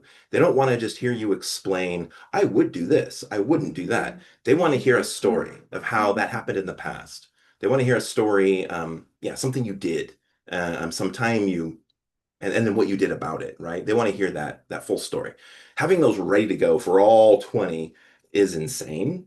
So I don't expect you to do anything like that. Instead, we're going to be just having 2 positive stories ready to go, 2 negative stories ready to go that you've already prepared to spin positive, and then we're going to have those ready to answer any of the 20 questions. That's the idea. So we'll practice that on Thursday and Tuesday. But if you're sitting here listening to this going, oh my God, this sounds terrifying, I want to read through those questions and practice, you can. They're all right there. So feel free to. This class is yours, and I want you to feel as prepared as you can for this. Real interviews, there's no way for me to tell you what questions they will ask. And on Thursday, we're going to look at some big companies that intentionally work outside the box and ask really crazy interview questions, because that might happen to you. So really, what it all boils down to, and this is the super big secret to it all, is you need to be charming and you need to be somebody they want to be around. So that's what you're doing. Your answers are important, but you're more trying to sell yourself. And that comes down to being what's called an impromptu speech. So that's why we're doing this in this class right at the beginning. How do you guys know the term impromptu? Has anybody here ever heard that? Hey, good. So I need to explain. Oh, nice, like all of you. So an impromptu speech is a speech with little to no preparation. It is technically one of the most difficult forms of speech. And we're starting our class with it because it's really useful for this. It's really useful, like for practicing job interviews. Any type of interview question is technically an impromptu speech. If our school had like public speaking 2, public speaking 3, then we would do more impromptu speaking in those classes.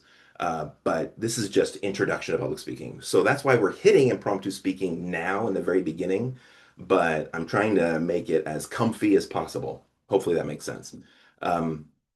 But if you're hearing this thinking, wait, this sounds terrifying. Yeah, that's normal. And that's okay. If that should be kind of scary, right? Job interviews are scary things. My goal is to just make you feel as prepared as possible when we walk into the situation. Does that make sense, guys? Awesome. So any questions about I'll talk a lot more about it, but any questions about the speech that's due next Thursday that we're going to do? The 30-second elevator pitch and the interview questions? Okay. So between now and then, what I want you to be doing is to be writing that 30-second elevator pitch and working, and you can practice your interview questions on your own if you want, but we'll practice them in class, like I said, so you don't need to do that at all. But that's what I want is mainly for you guys to work on that elevator pitch. So let's work on that right now. I want to give you guys some time. This class is long, and I want you guys to have as little homework as possible. So I want to give you guys, let's see, it's 7:35.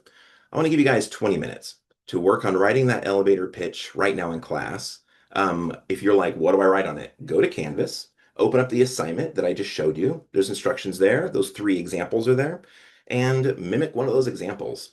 Don't worry about yours being perfect. Just worry about it being complete in some way. Because when we come back in 20 minutes, I'm going to put you in small groups to share these and to give each other feedback. So don't worry about it being perfect, though. Just worry about it being done and being about that long, that little paragraph. Any questions about that? How that'll work? All right, let's give you guys 20 minutes. That means come back at 7:55. Actually, let's come back at 8 and let's work in a break in there too. So if you get yours done, take a break. If you don't get yours done and you're working right up till 8, I'm sorry. But I don't think class is going to go until 8:50 tonight. So we'll be done early, I think. So yeah. Anyway, come back at 8 o'clock and I'll be here if you have any questions. But get that elevator pitch, a version of it written. Sound good? All right.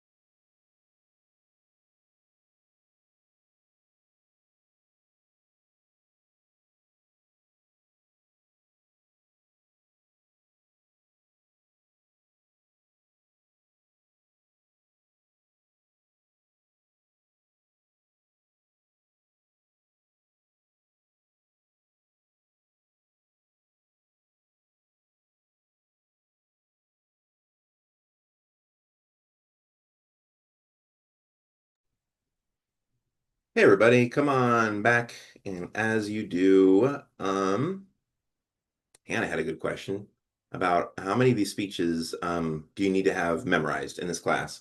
None of them. You don't need to memorize anything in this class. The way that our speeches are going to work, your first speech, this one, you can literally read your elevator pitch, and then you'll be answering 2 interview questions.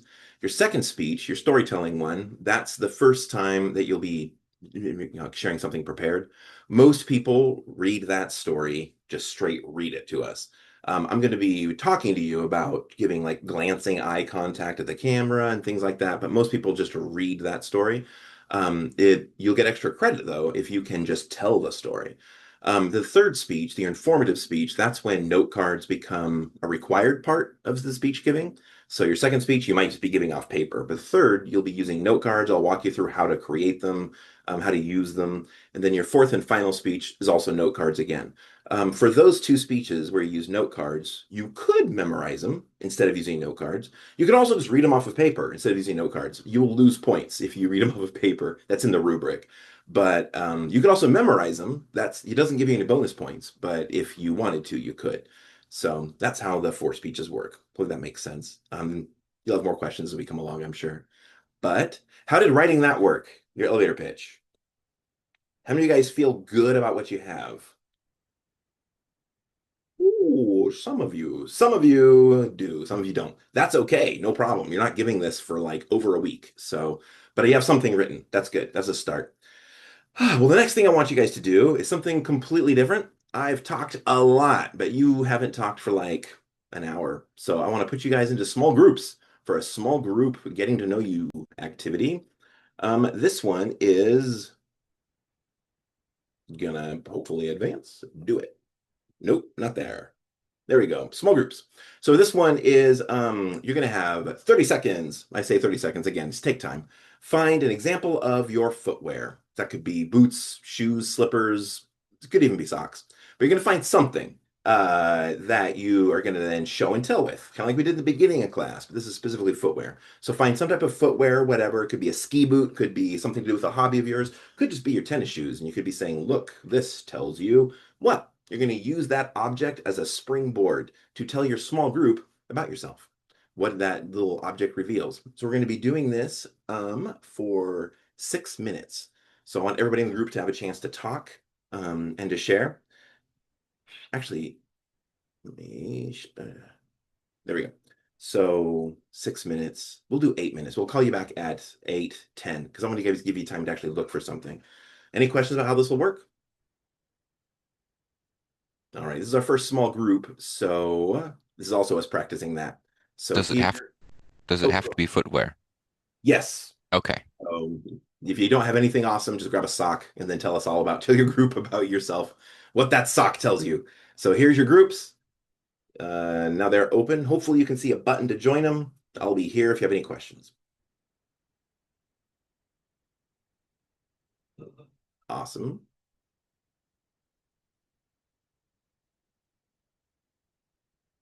Looking like everybody joined.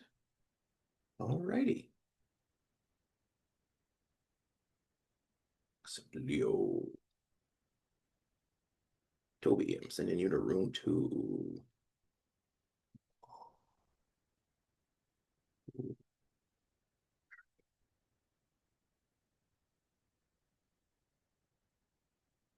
That worked.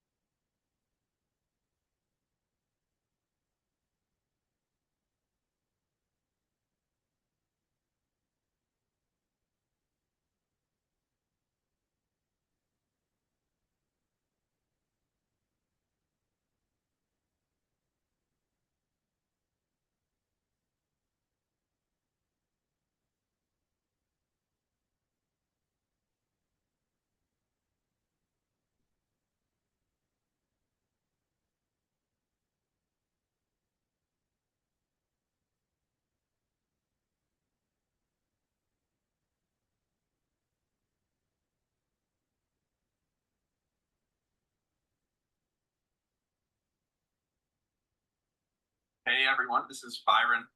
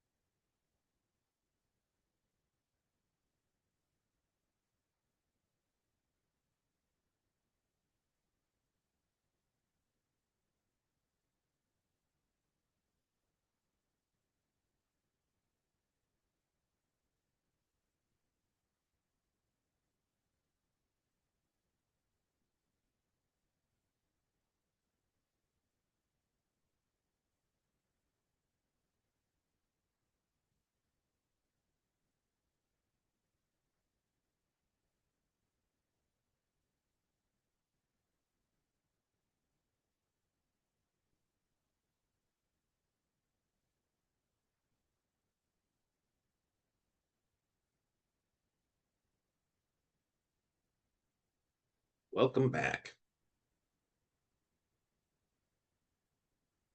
Were we Everybody supposed else to will be be back here in now? about a minute.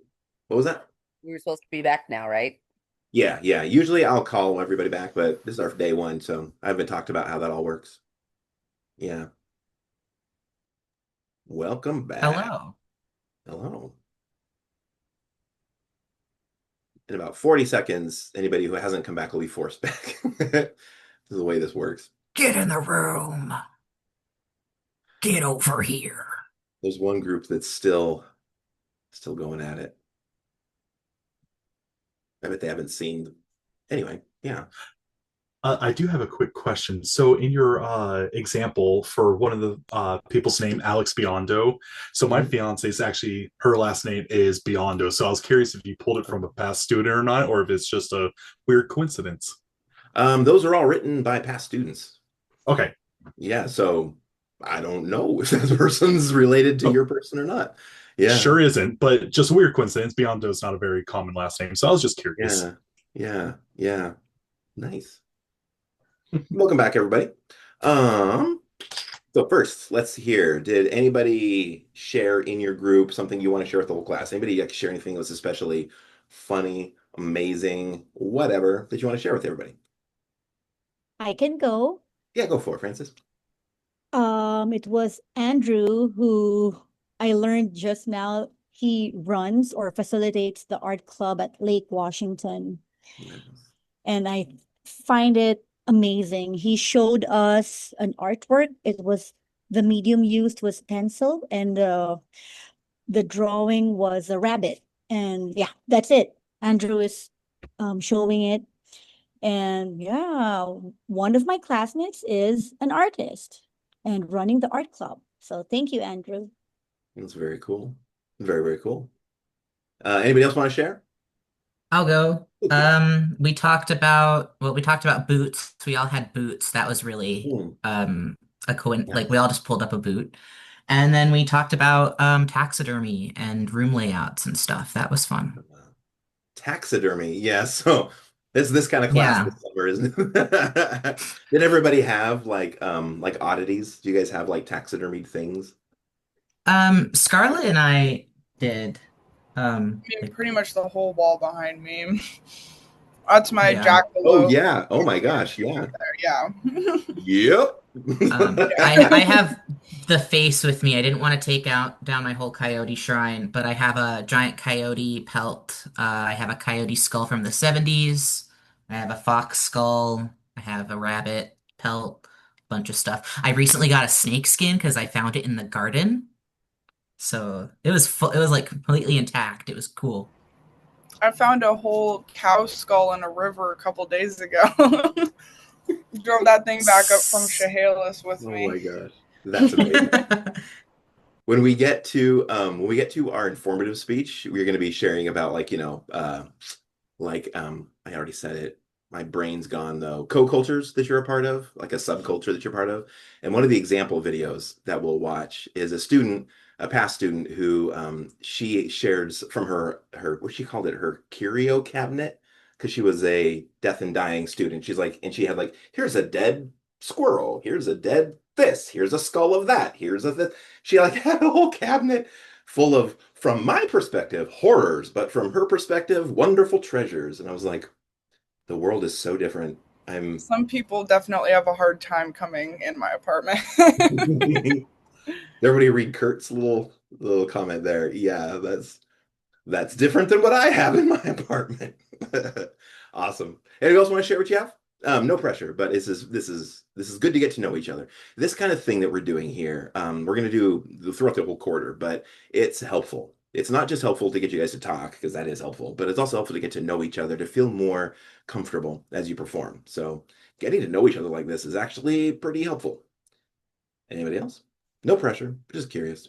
This might sound kind of morbid to some people, but one of my rats died in like December, so I have her buried in like a plant pot outside. So I want to like get her bones back eventually. I like have such conflicting feelings about that. That sounds so beautiful and so weird, but so beautiful. Yeah. I love that. Anyway, that's cool. It's like when people get like I have a friend who makes pottery out of people's ashes. And I'm like, I don't have any of my mom's ashes, but I wish I did. And at the same time, what would I do with that? I don't know. I'd be like, I've never used this bowl because it's my mom. Yeah, that's so. Anyway, I'm going off. Thank you for sharing. If those get done during this, how long does that take? I don't really know, so Yeah. A rat should probably take like a couple of weeks. Is that all? Just weeks? Maybe a couple of weeks, maybe like a month. I would give it a month just to be sure. But I buried a cat in my backyard that I found on the side of the road, and it took about 2 months. So yeah, I like didn't know how long it would take just because I buried her in like the winter and it was in like a pot, not just in like the ground. yeah. As it'll go faster now that it's warmer, but also in the ground is the best place to do that. The things in we're my learning opinion. in this class. Now we know. Yeah, awesome. Thank you. All right. I'm gonna keep going with what I want to cover for class, but I hate that I'm interrupting you all because this is wonderful. I love that you guys are talking so much. Thank you. Okay, let's finish up for class this night though, because we've already been here for 2 hours.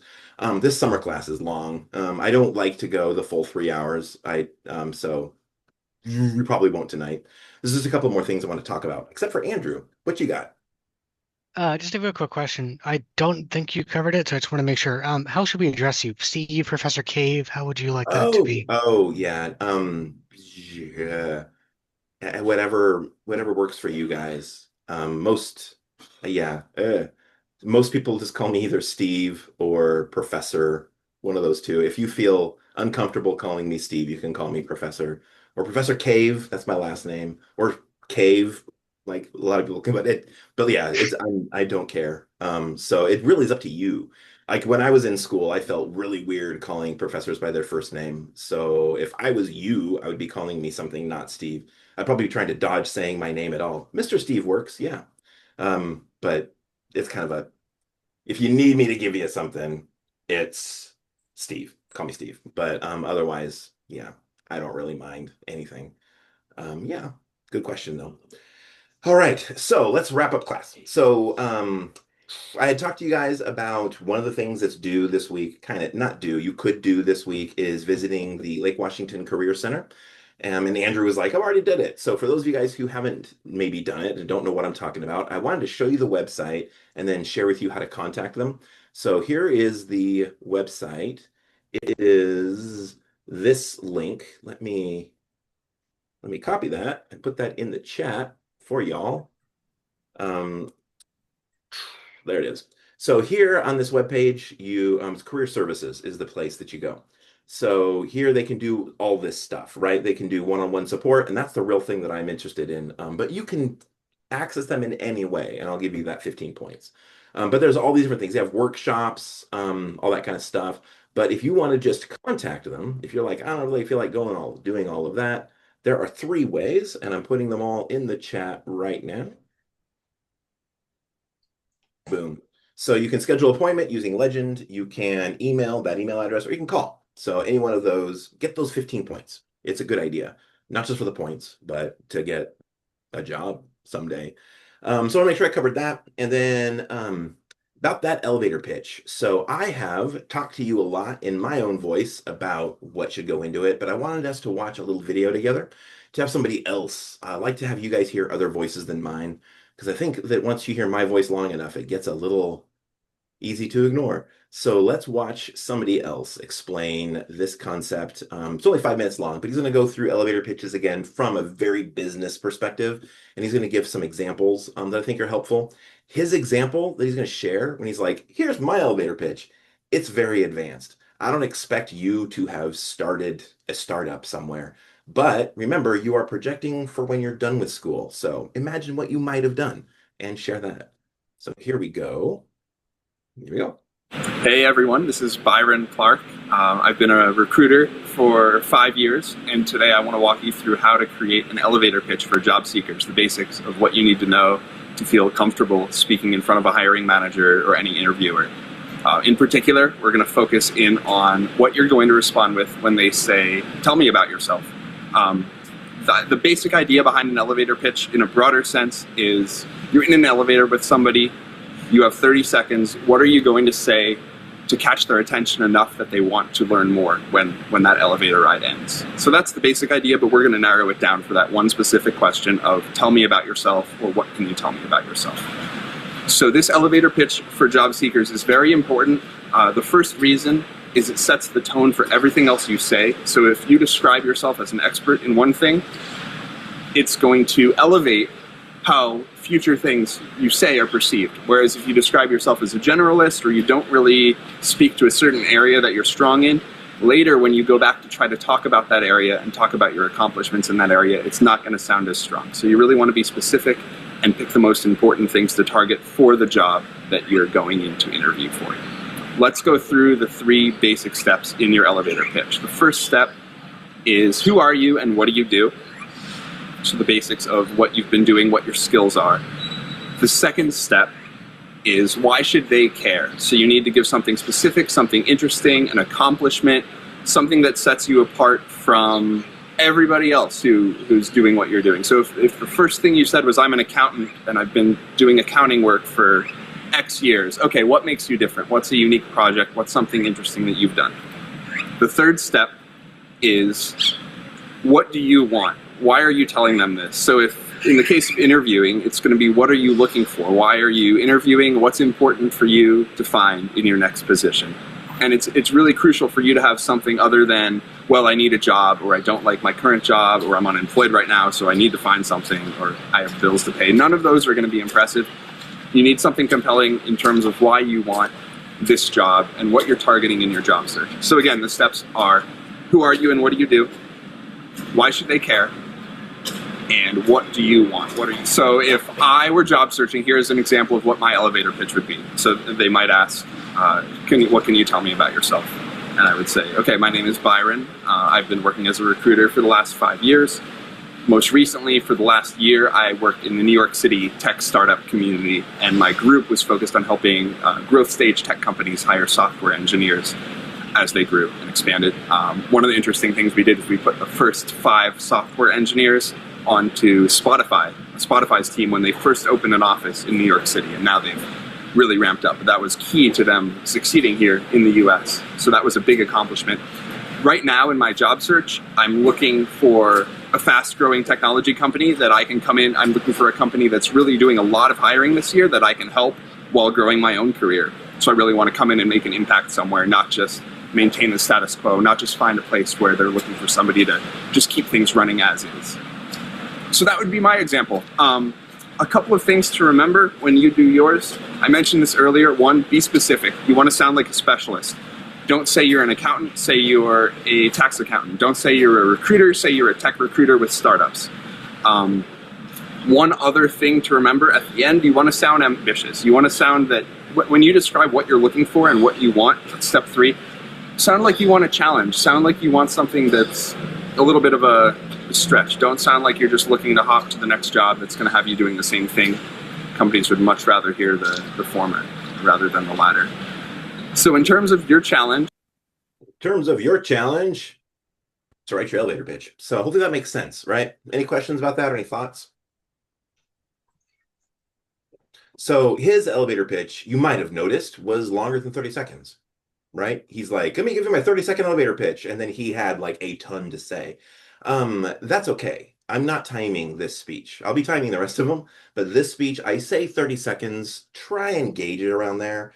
But you won't lose points if it's longer than that or shorter. So aim, but I want you to aim for about 30 seconds. That might be too short for some of you. You're like, I just need to say more. That's okay. That's okay. Go for it. But if don't be too short. That's the main thing. Please at least cover all 3 of these points. So any questions about that? How that should work? Your elevator pitch, of course, doesn't need to be done today. Oh, Lauren, I saw your hand up. Yeah. When you're giving an elevator pitch, I want your opinion on whether or not you should take any of your time to thank the person you're talking to for listening to your spiel. Oh, yeah. Yeah, that's polite. I think that would make a lot of sense. Yeah.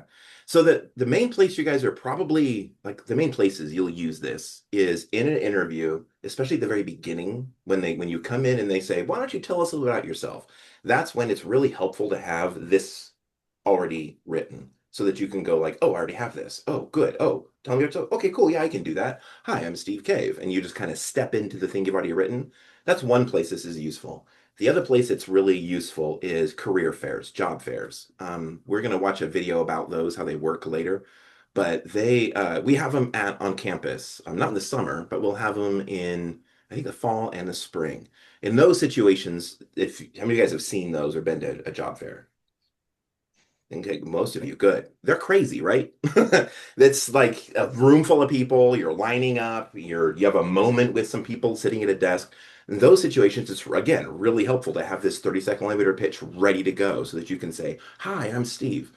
All of that said, more important than all of that is connecting with the people in a real honest way, right? So having your elevator pitch, you could have it ready and be like, I've got it and I'm going to strike at the right moment.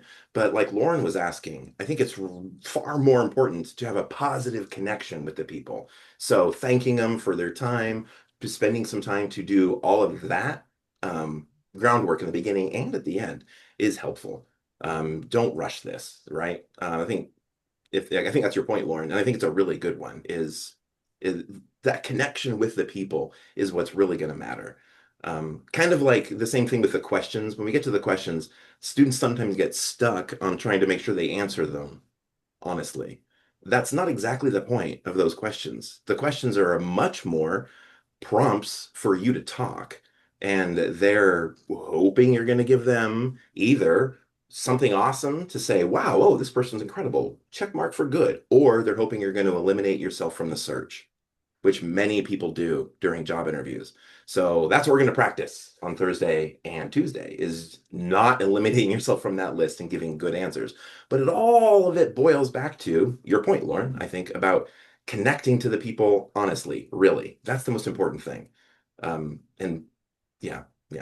Anyway, I think I've explained that pretty well, but do you have any more questions? Anybody? These are good ones. These are really good. Lucas. So I didn't get to ask for the career thing. So we don't have to physically go in because I'm 3 hours away from campus. So Oh yeah. Good question, but I'm pretty sure they can do stuff over the phone, I think.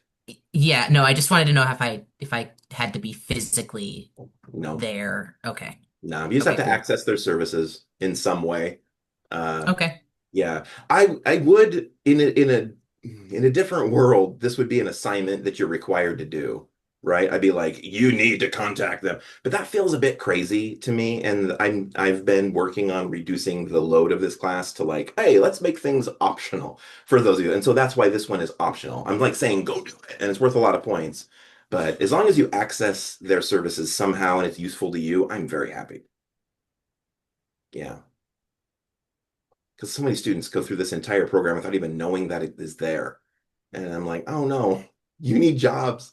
That's why this school exists, is to get jobs, right? Like, Zayla or Scarlett? I saw a hand up. Scarlett, yeah. You mentioned speeches in the future being timed. I was just curious kind of what the general frame of the length of speeches you prefer is. Yeah. Yeah. So it's different for each speech, and it will change it'll change next week. So I have to wait about a week for this class to solidify, like who's actually taking this class and who isn't.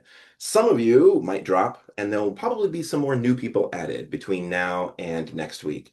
Once I know exactly how many people are in here, then I'll do some math and figure out how long the speeches can be. Right now, if you look at the rubric, if you look at the stuff, it's built for an 11-week class, all the times, and they're around 6 to 7 minutes long on average, is what I would say. Each speech is about, they usually have a 2-minute landing pad. So it'll be like, this speech should be 6 to 8 minutes long, or this speech should be 5 to 7 minutes long. Like your storytelling speech right now says it's 5 to 7 minutes. But that might change just because of how many people are in the class. If it, and it won't change to get longer, it'll change to get shorter because there's just so many of us and we have to fit them in.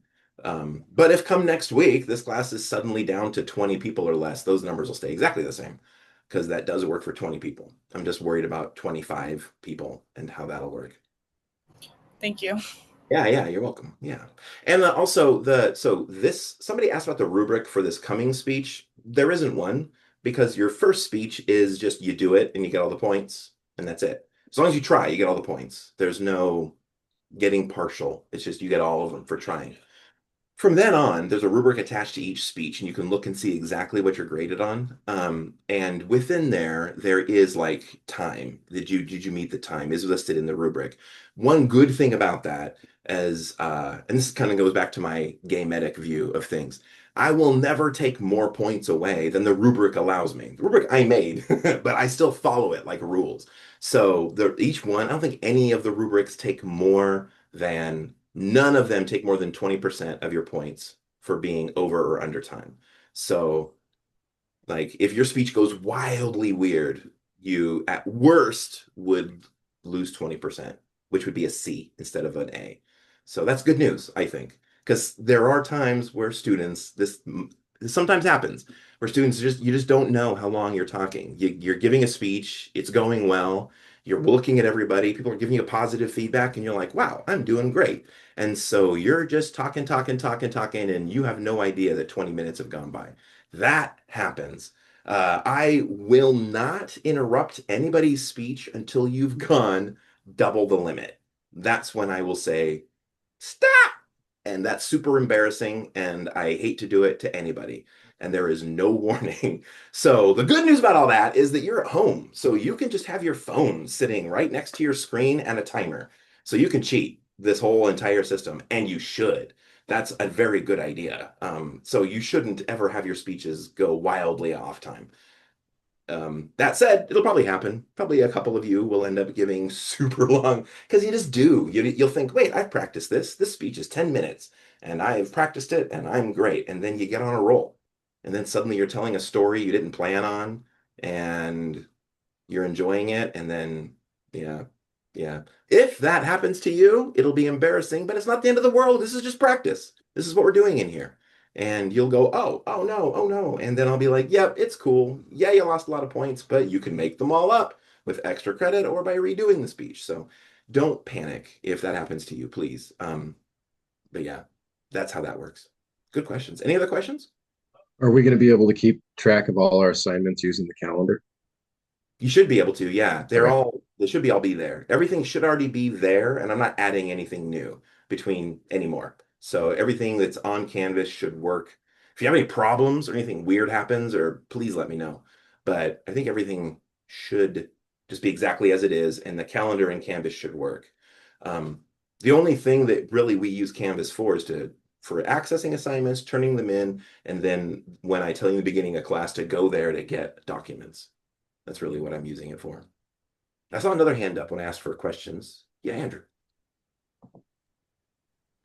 Apologies if you're going to cover this in the future, but what do the discussion board assignments look like? Oh, yeah. Let's take a look at those. Oh, wait, no. Are there discussion board assignments? I think I might. You said something about discussions, but I could be wrong. Because I used to have them. I don't have discussion board. Yeah, anymore. I do have this, like, I'll show you something. Let me show you something.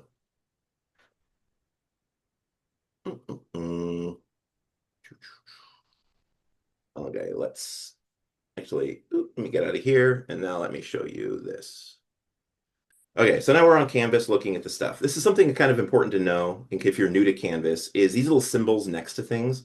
So, like this little thing, that's an assignment you just turn in to me.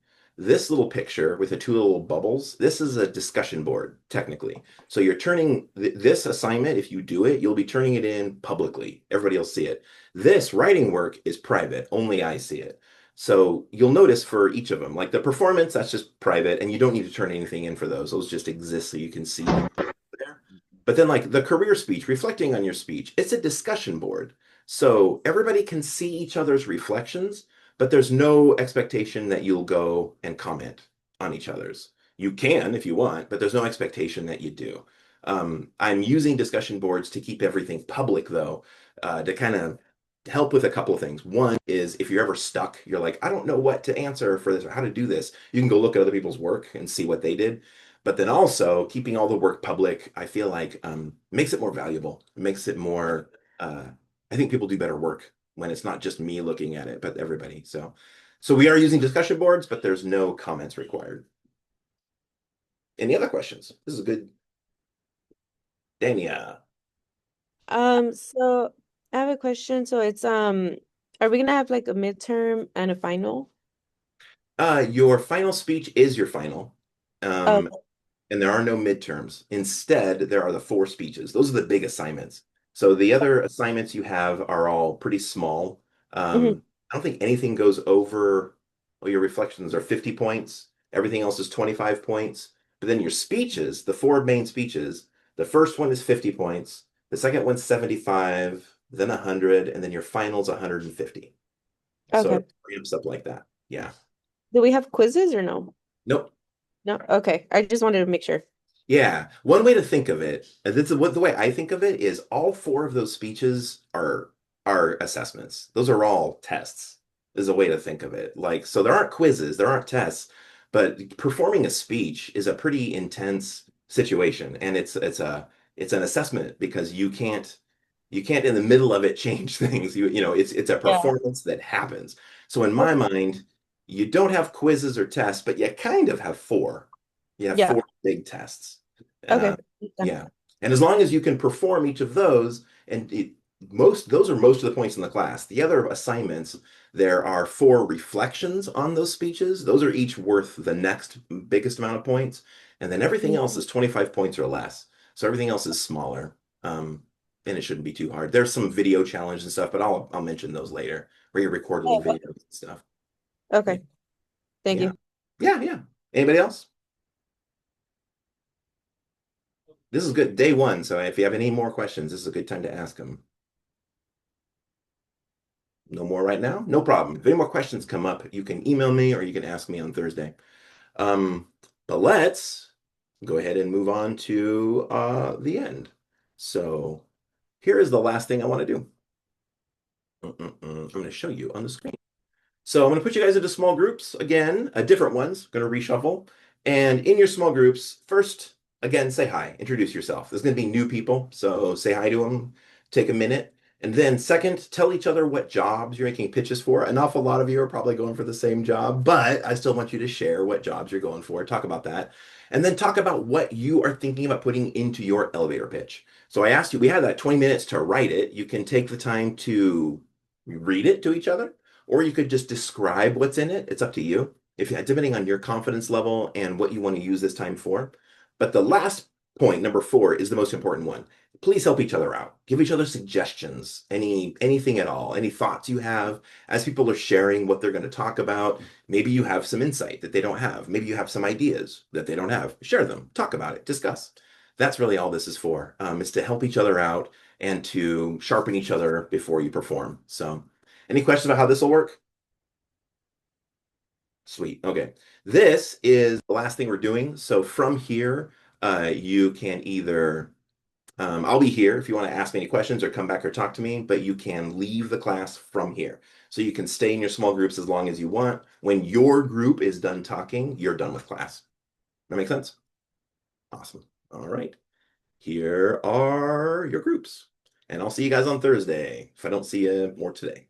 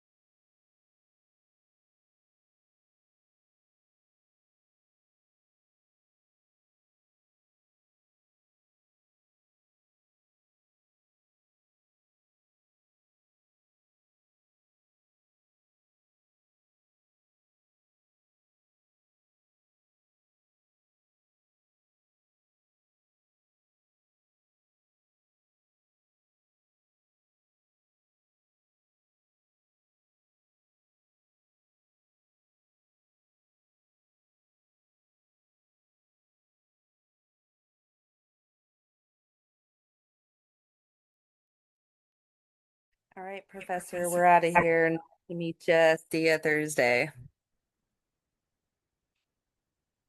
Feels good. See you on Thursday. Have a good night. I'm not sure if you remember, last year I was in your English, I think it was 101, 102. I think I just looked it up. 101. 101 was Yeah. that. And towards the end, when I was doing my final, I was actually expecting. And so everything went just fine. And I now have a 10-month little girl. And just wanted to share that experience with you. Thank you. Thank you so much. Congratulations. I recognize your name and everything. Yeah, congratulations. That's a wow, that must be changing your entire life. It is. Yeah. Well, and that's why I'm doing schooling too, is because I didn't want just a job anymore. I wanted a career. Something that, I mean, it's also in the industry that's not going away either. Right. God, this is a good one. Yeah, that's cool. That's cool. Congratulations. Thank you so much. But I just wanted to say thank you because last year you were very patient with me. I mean, because you told us to be just upfront and honest with you, and you're willing to work with us. I did that, and you're like, hey, if we need to delay or anything, just let you know. And we ended up, I think we squeaked in the final. I think it was like 3 days before the due date too. it was I don't remember the close. details, but I do. That's remember okay. that. Well, I'm happy. I'm happy. I'm really happy that I'm happy. Thank you for telling me that. Yeah, of course. And I know like you said, you recognize my name, but you see so many students, but I just wanted to share that with you. Thank you, Kurt. I really appreciate that. Yeah, okay. Then we will see you Thursday. Sounds good. Yeah, see you Thursday. Thank you. Bye. Bye.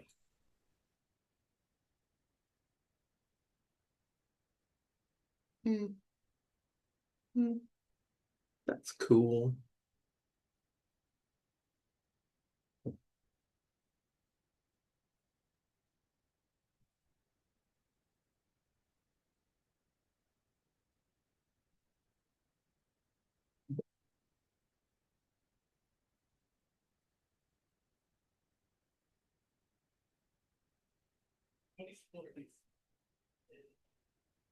That's hilarious.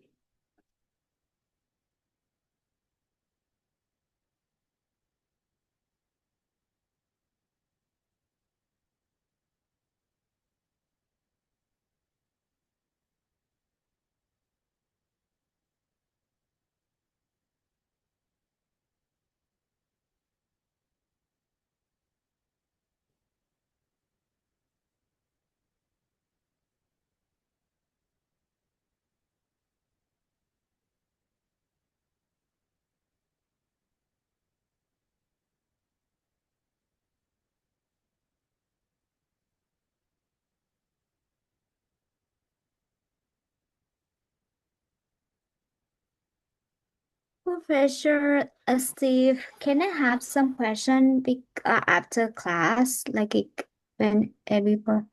Yeah, go for it. Yeah, what are your questions? I want to talk after class, please. Oh, sure. Yeah. Hey, everybody. Yeah.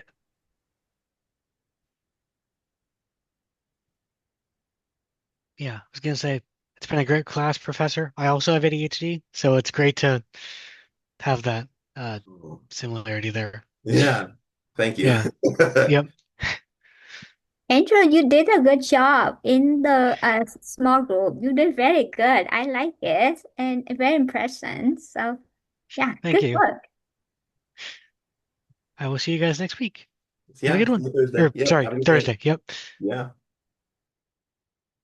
All right, Leanne. There's still one more group going. I don't know how long they're gonna go. But can I answer your questions now? Is it possible? Yeah, we can talk. Yeah, because it's this one make me nervous because English is not my first language.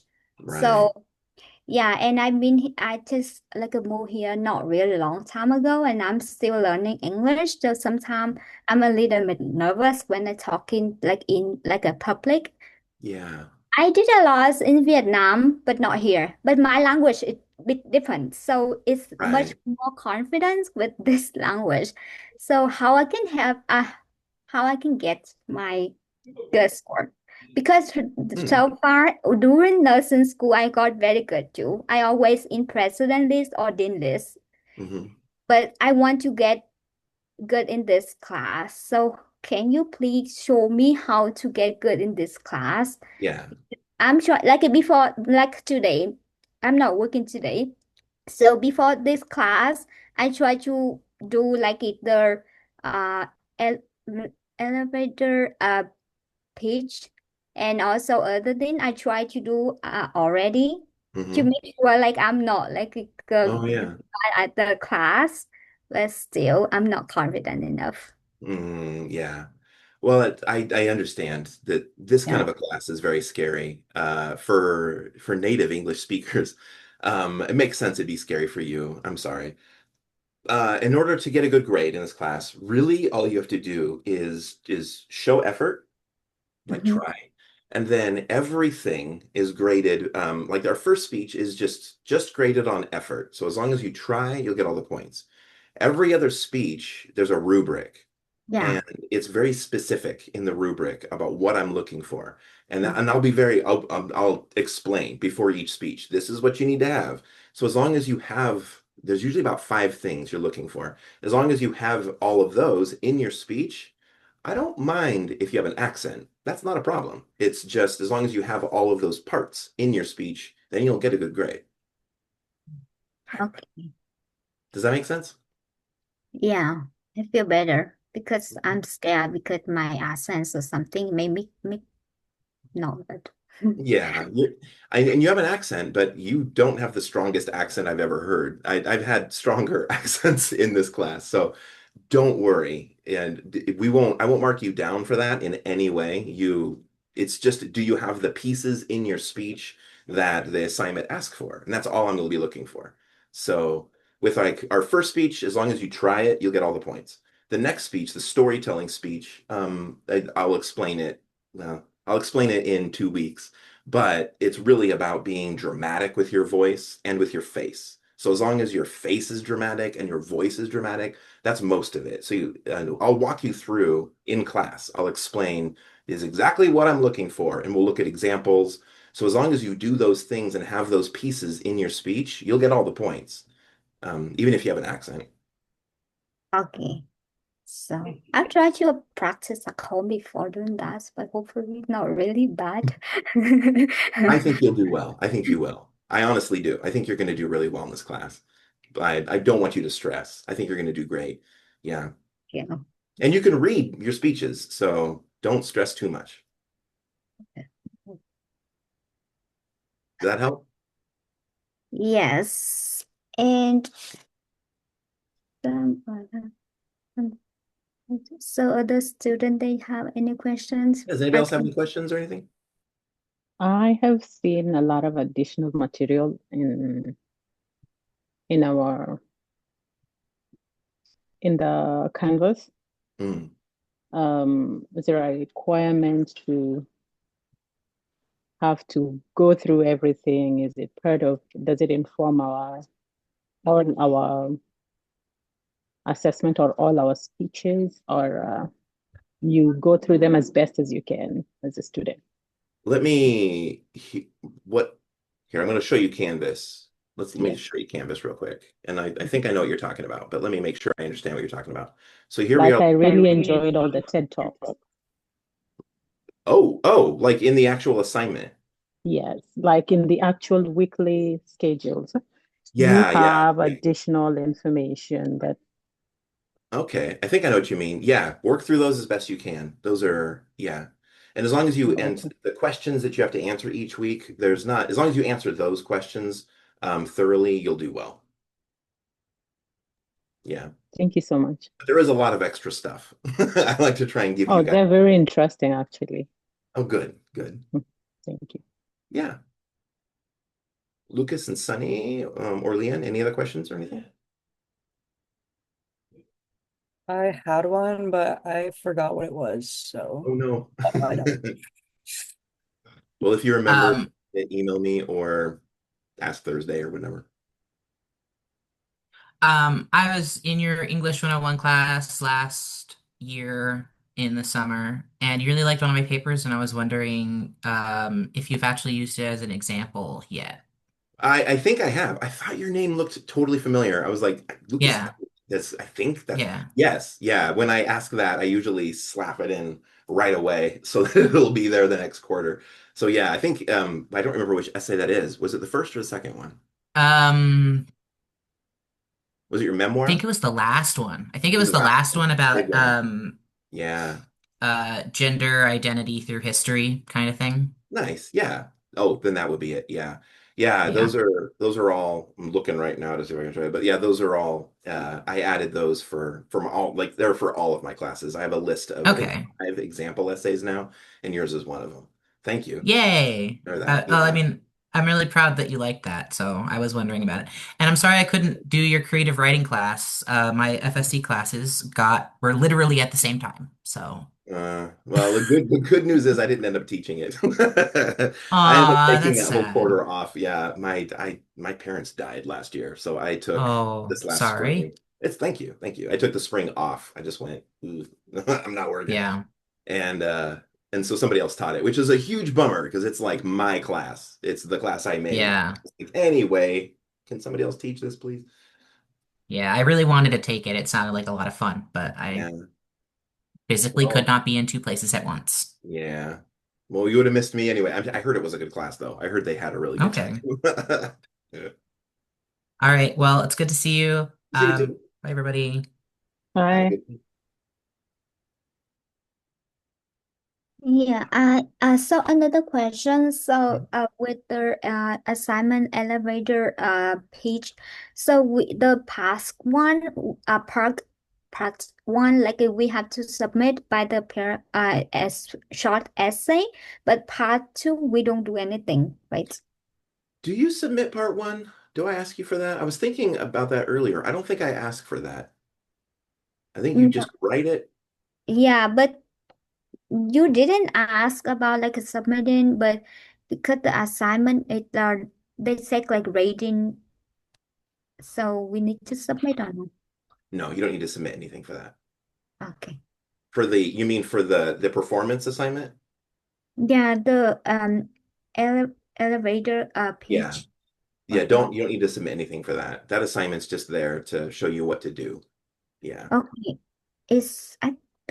Let me double check again. Yeah, it's the one is speech units rating work. Oh yeah. That's when we have to submit, right? Yep, that's due Sunday. Oh, okay. This Sunday. Okay. So, Sound good? yes, if I have any more question, will email you and yeah. Perfect. Sounds Yeah, I good. will ask a lot of questions Yeah, because please do. my That's what I'm here parent, for. when I need to do something to get my goal, I have to get it, and that's why I have a lot of questions, and yeah. So hopefully Good. not really bad. Nah, you're fine. That's good. Okay, thank you so much, and have a good night. Yeah, you too. Yeah, bye. Um,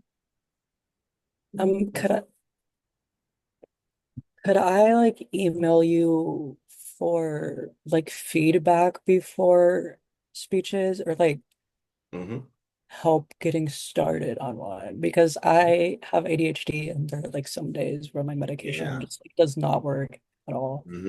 All of that's totally possible. Yeah. You can even meet with me ahead of time to practice your speeches. There's a lot any of that's on the table. It's all possible. So yeah. Awesome.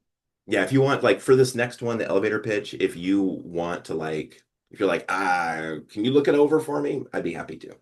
Yeah, email it over and I'll take a look. Okay, that's all I had to ask. Yeah, and I'd be happy to do that with any of them, with anything. I have ADHD too. I get it. So, yeah. All right, thank you. Yeah, my pleasure. Have a good night. Bye. Is that everybody? It is. If you've been watching this as a video, thanks for watching to the end.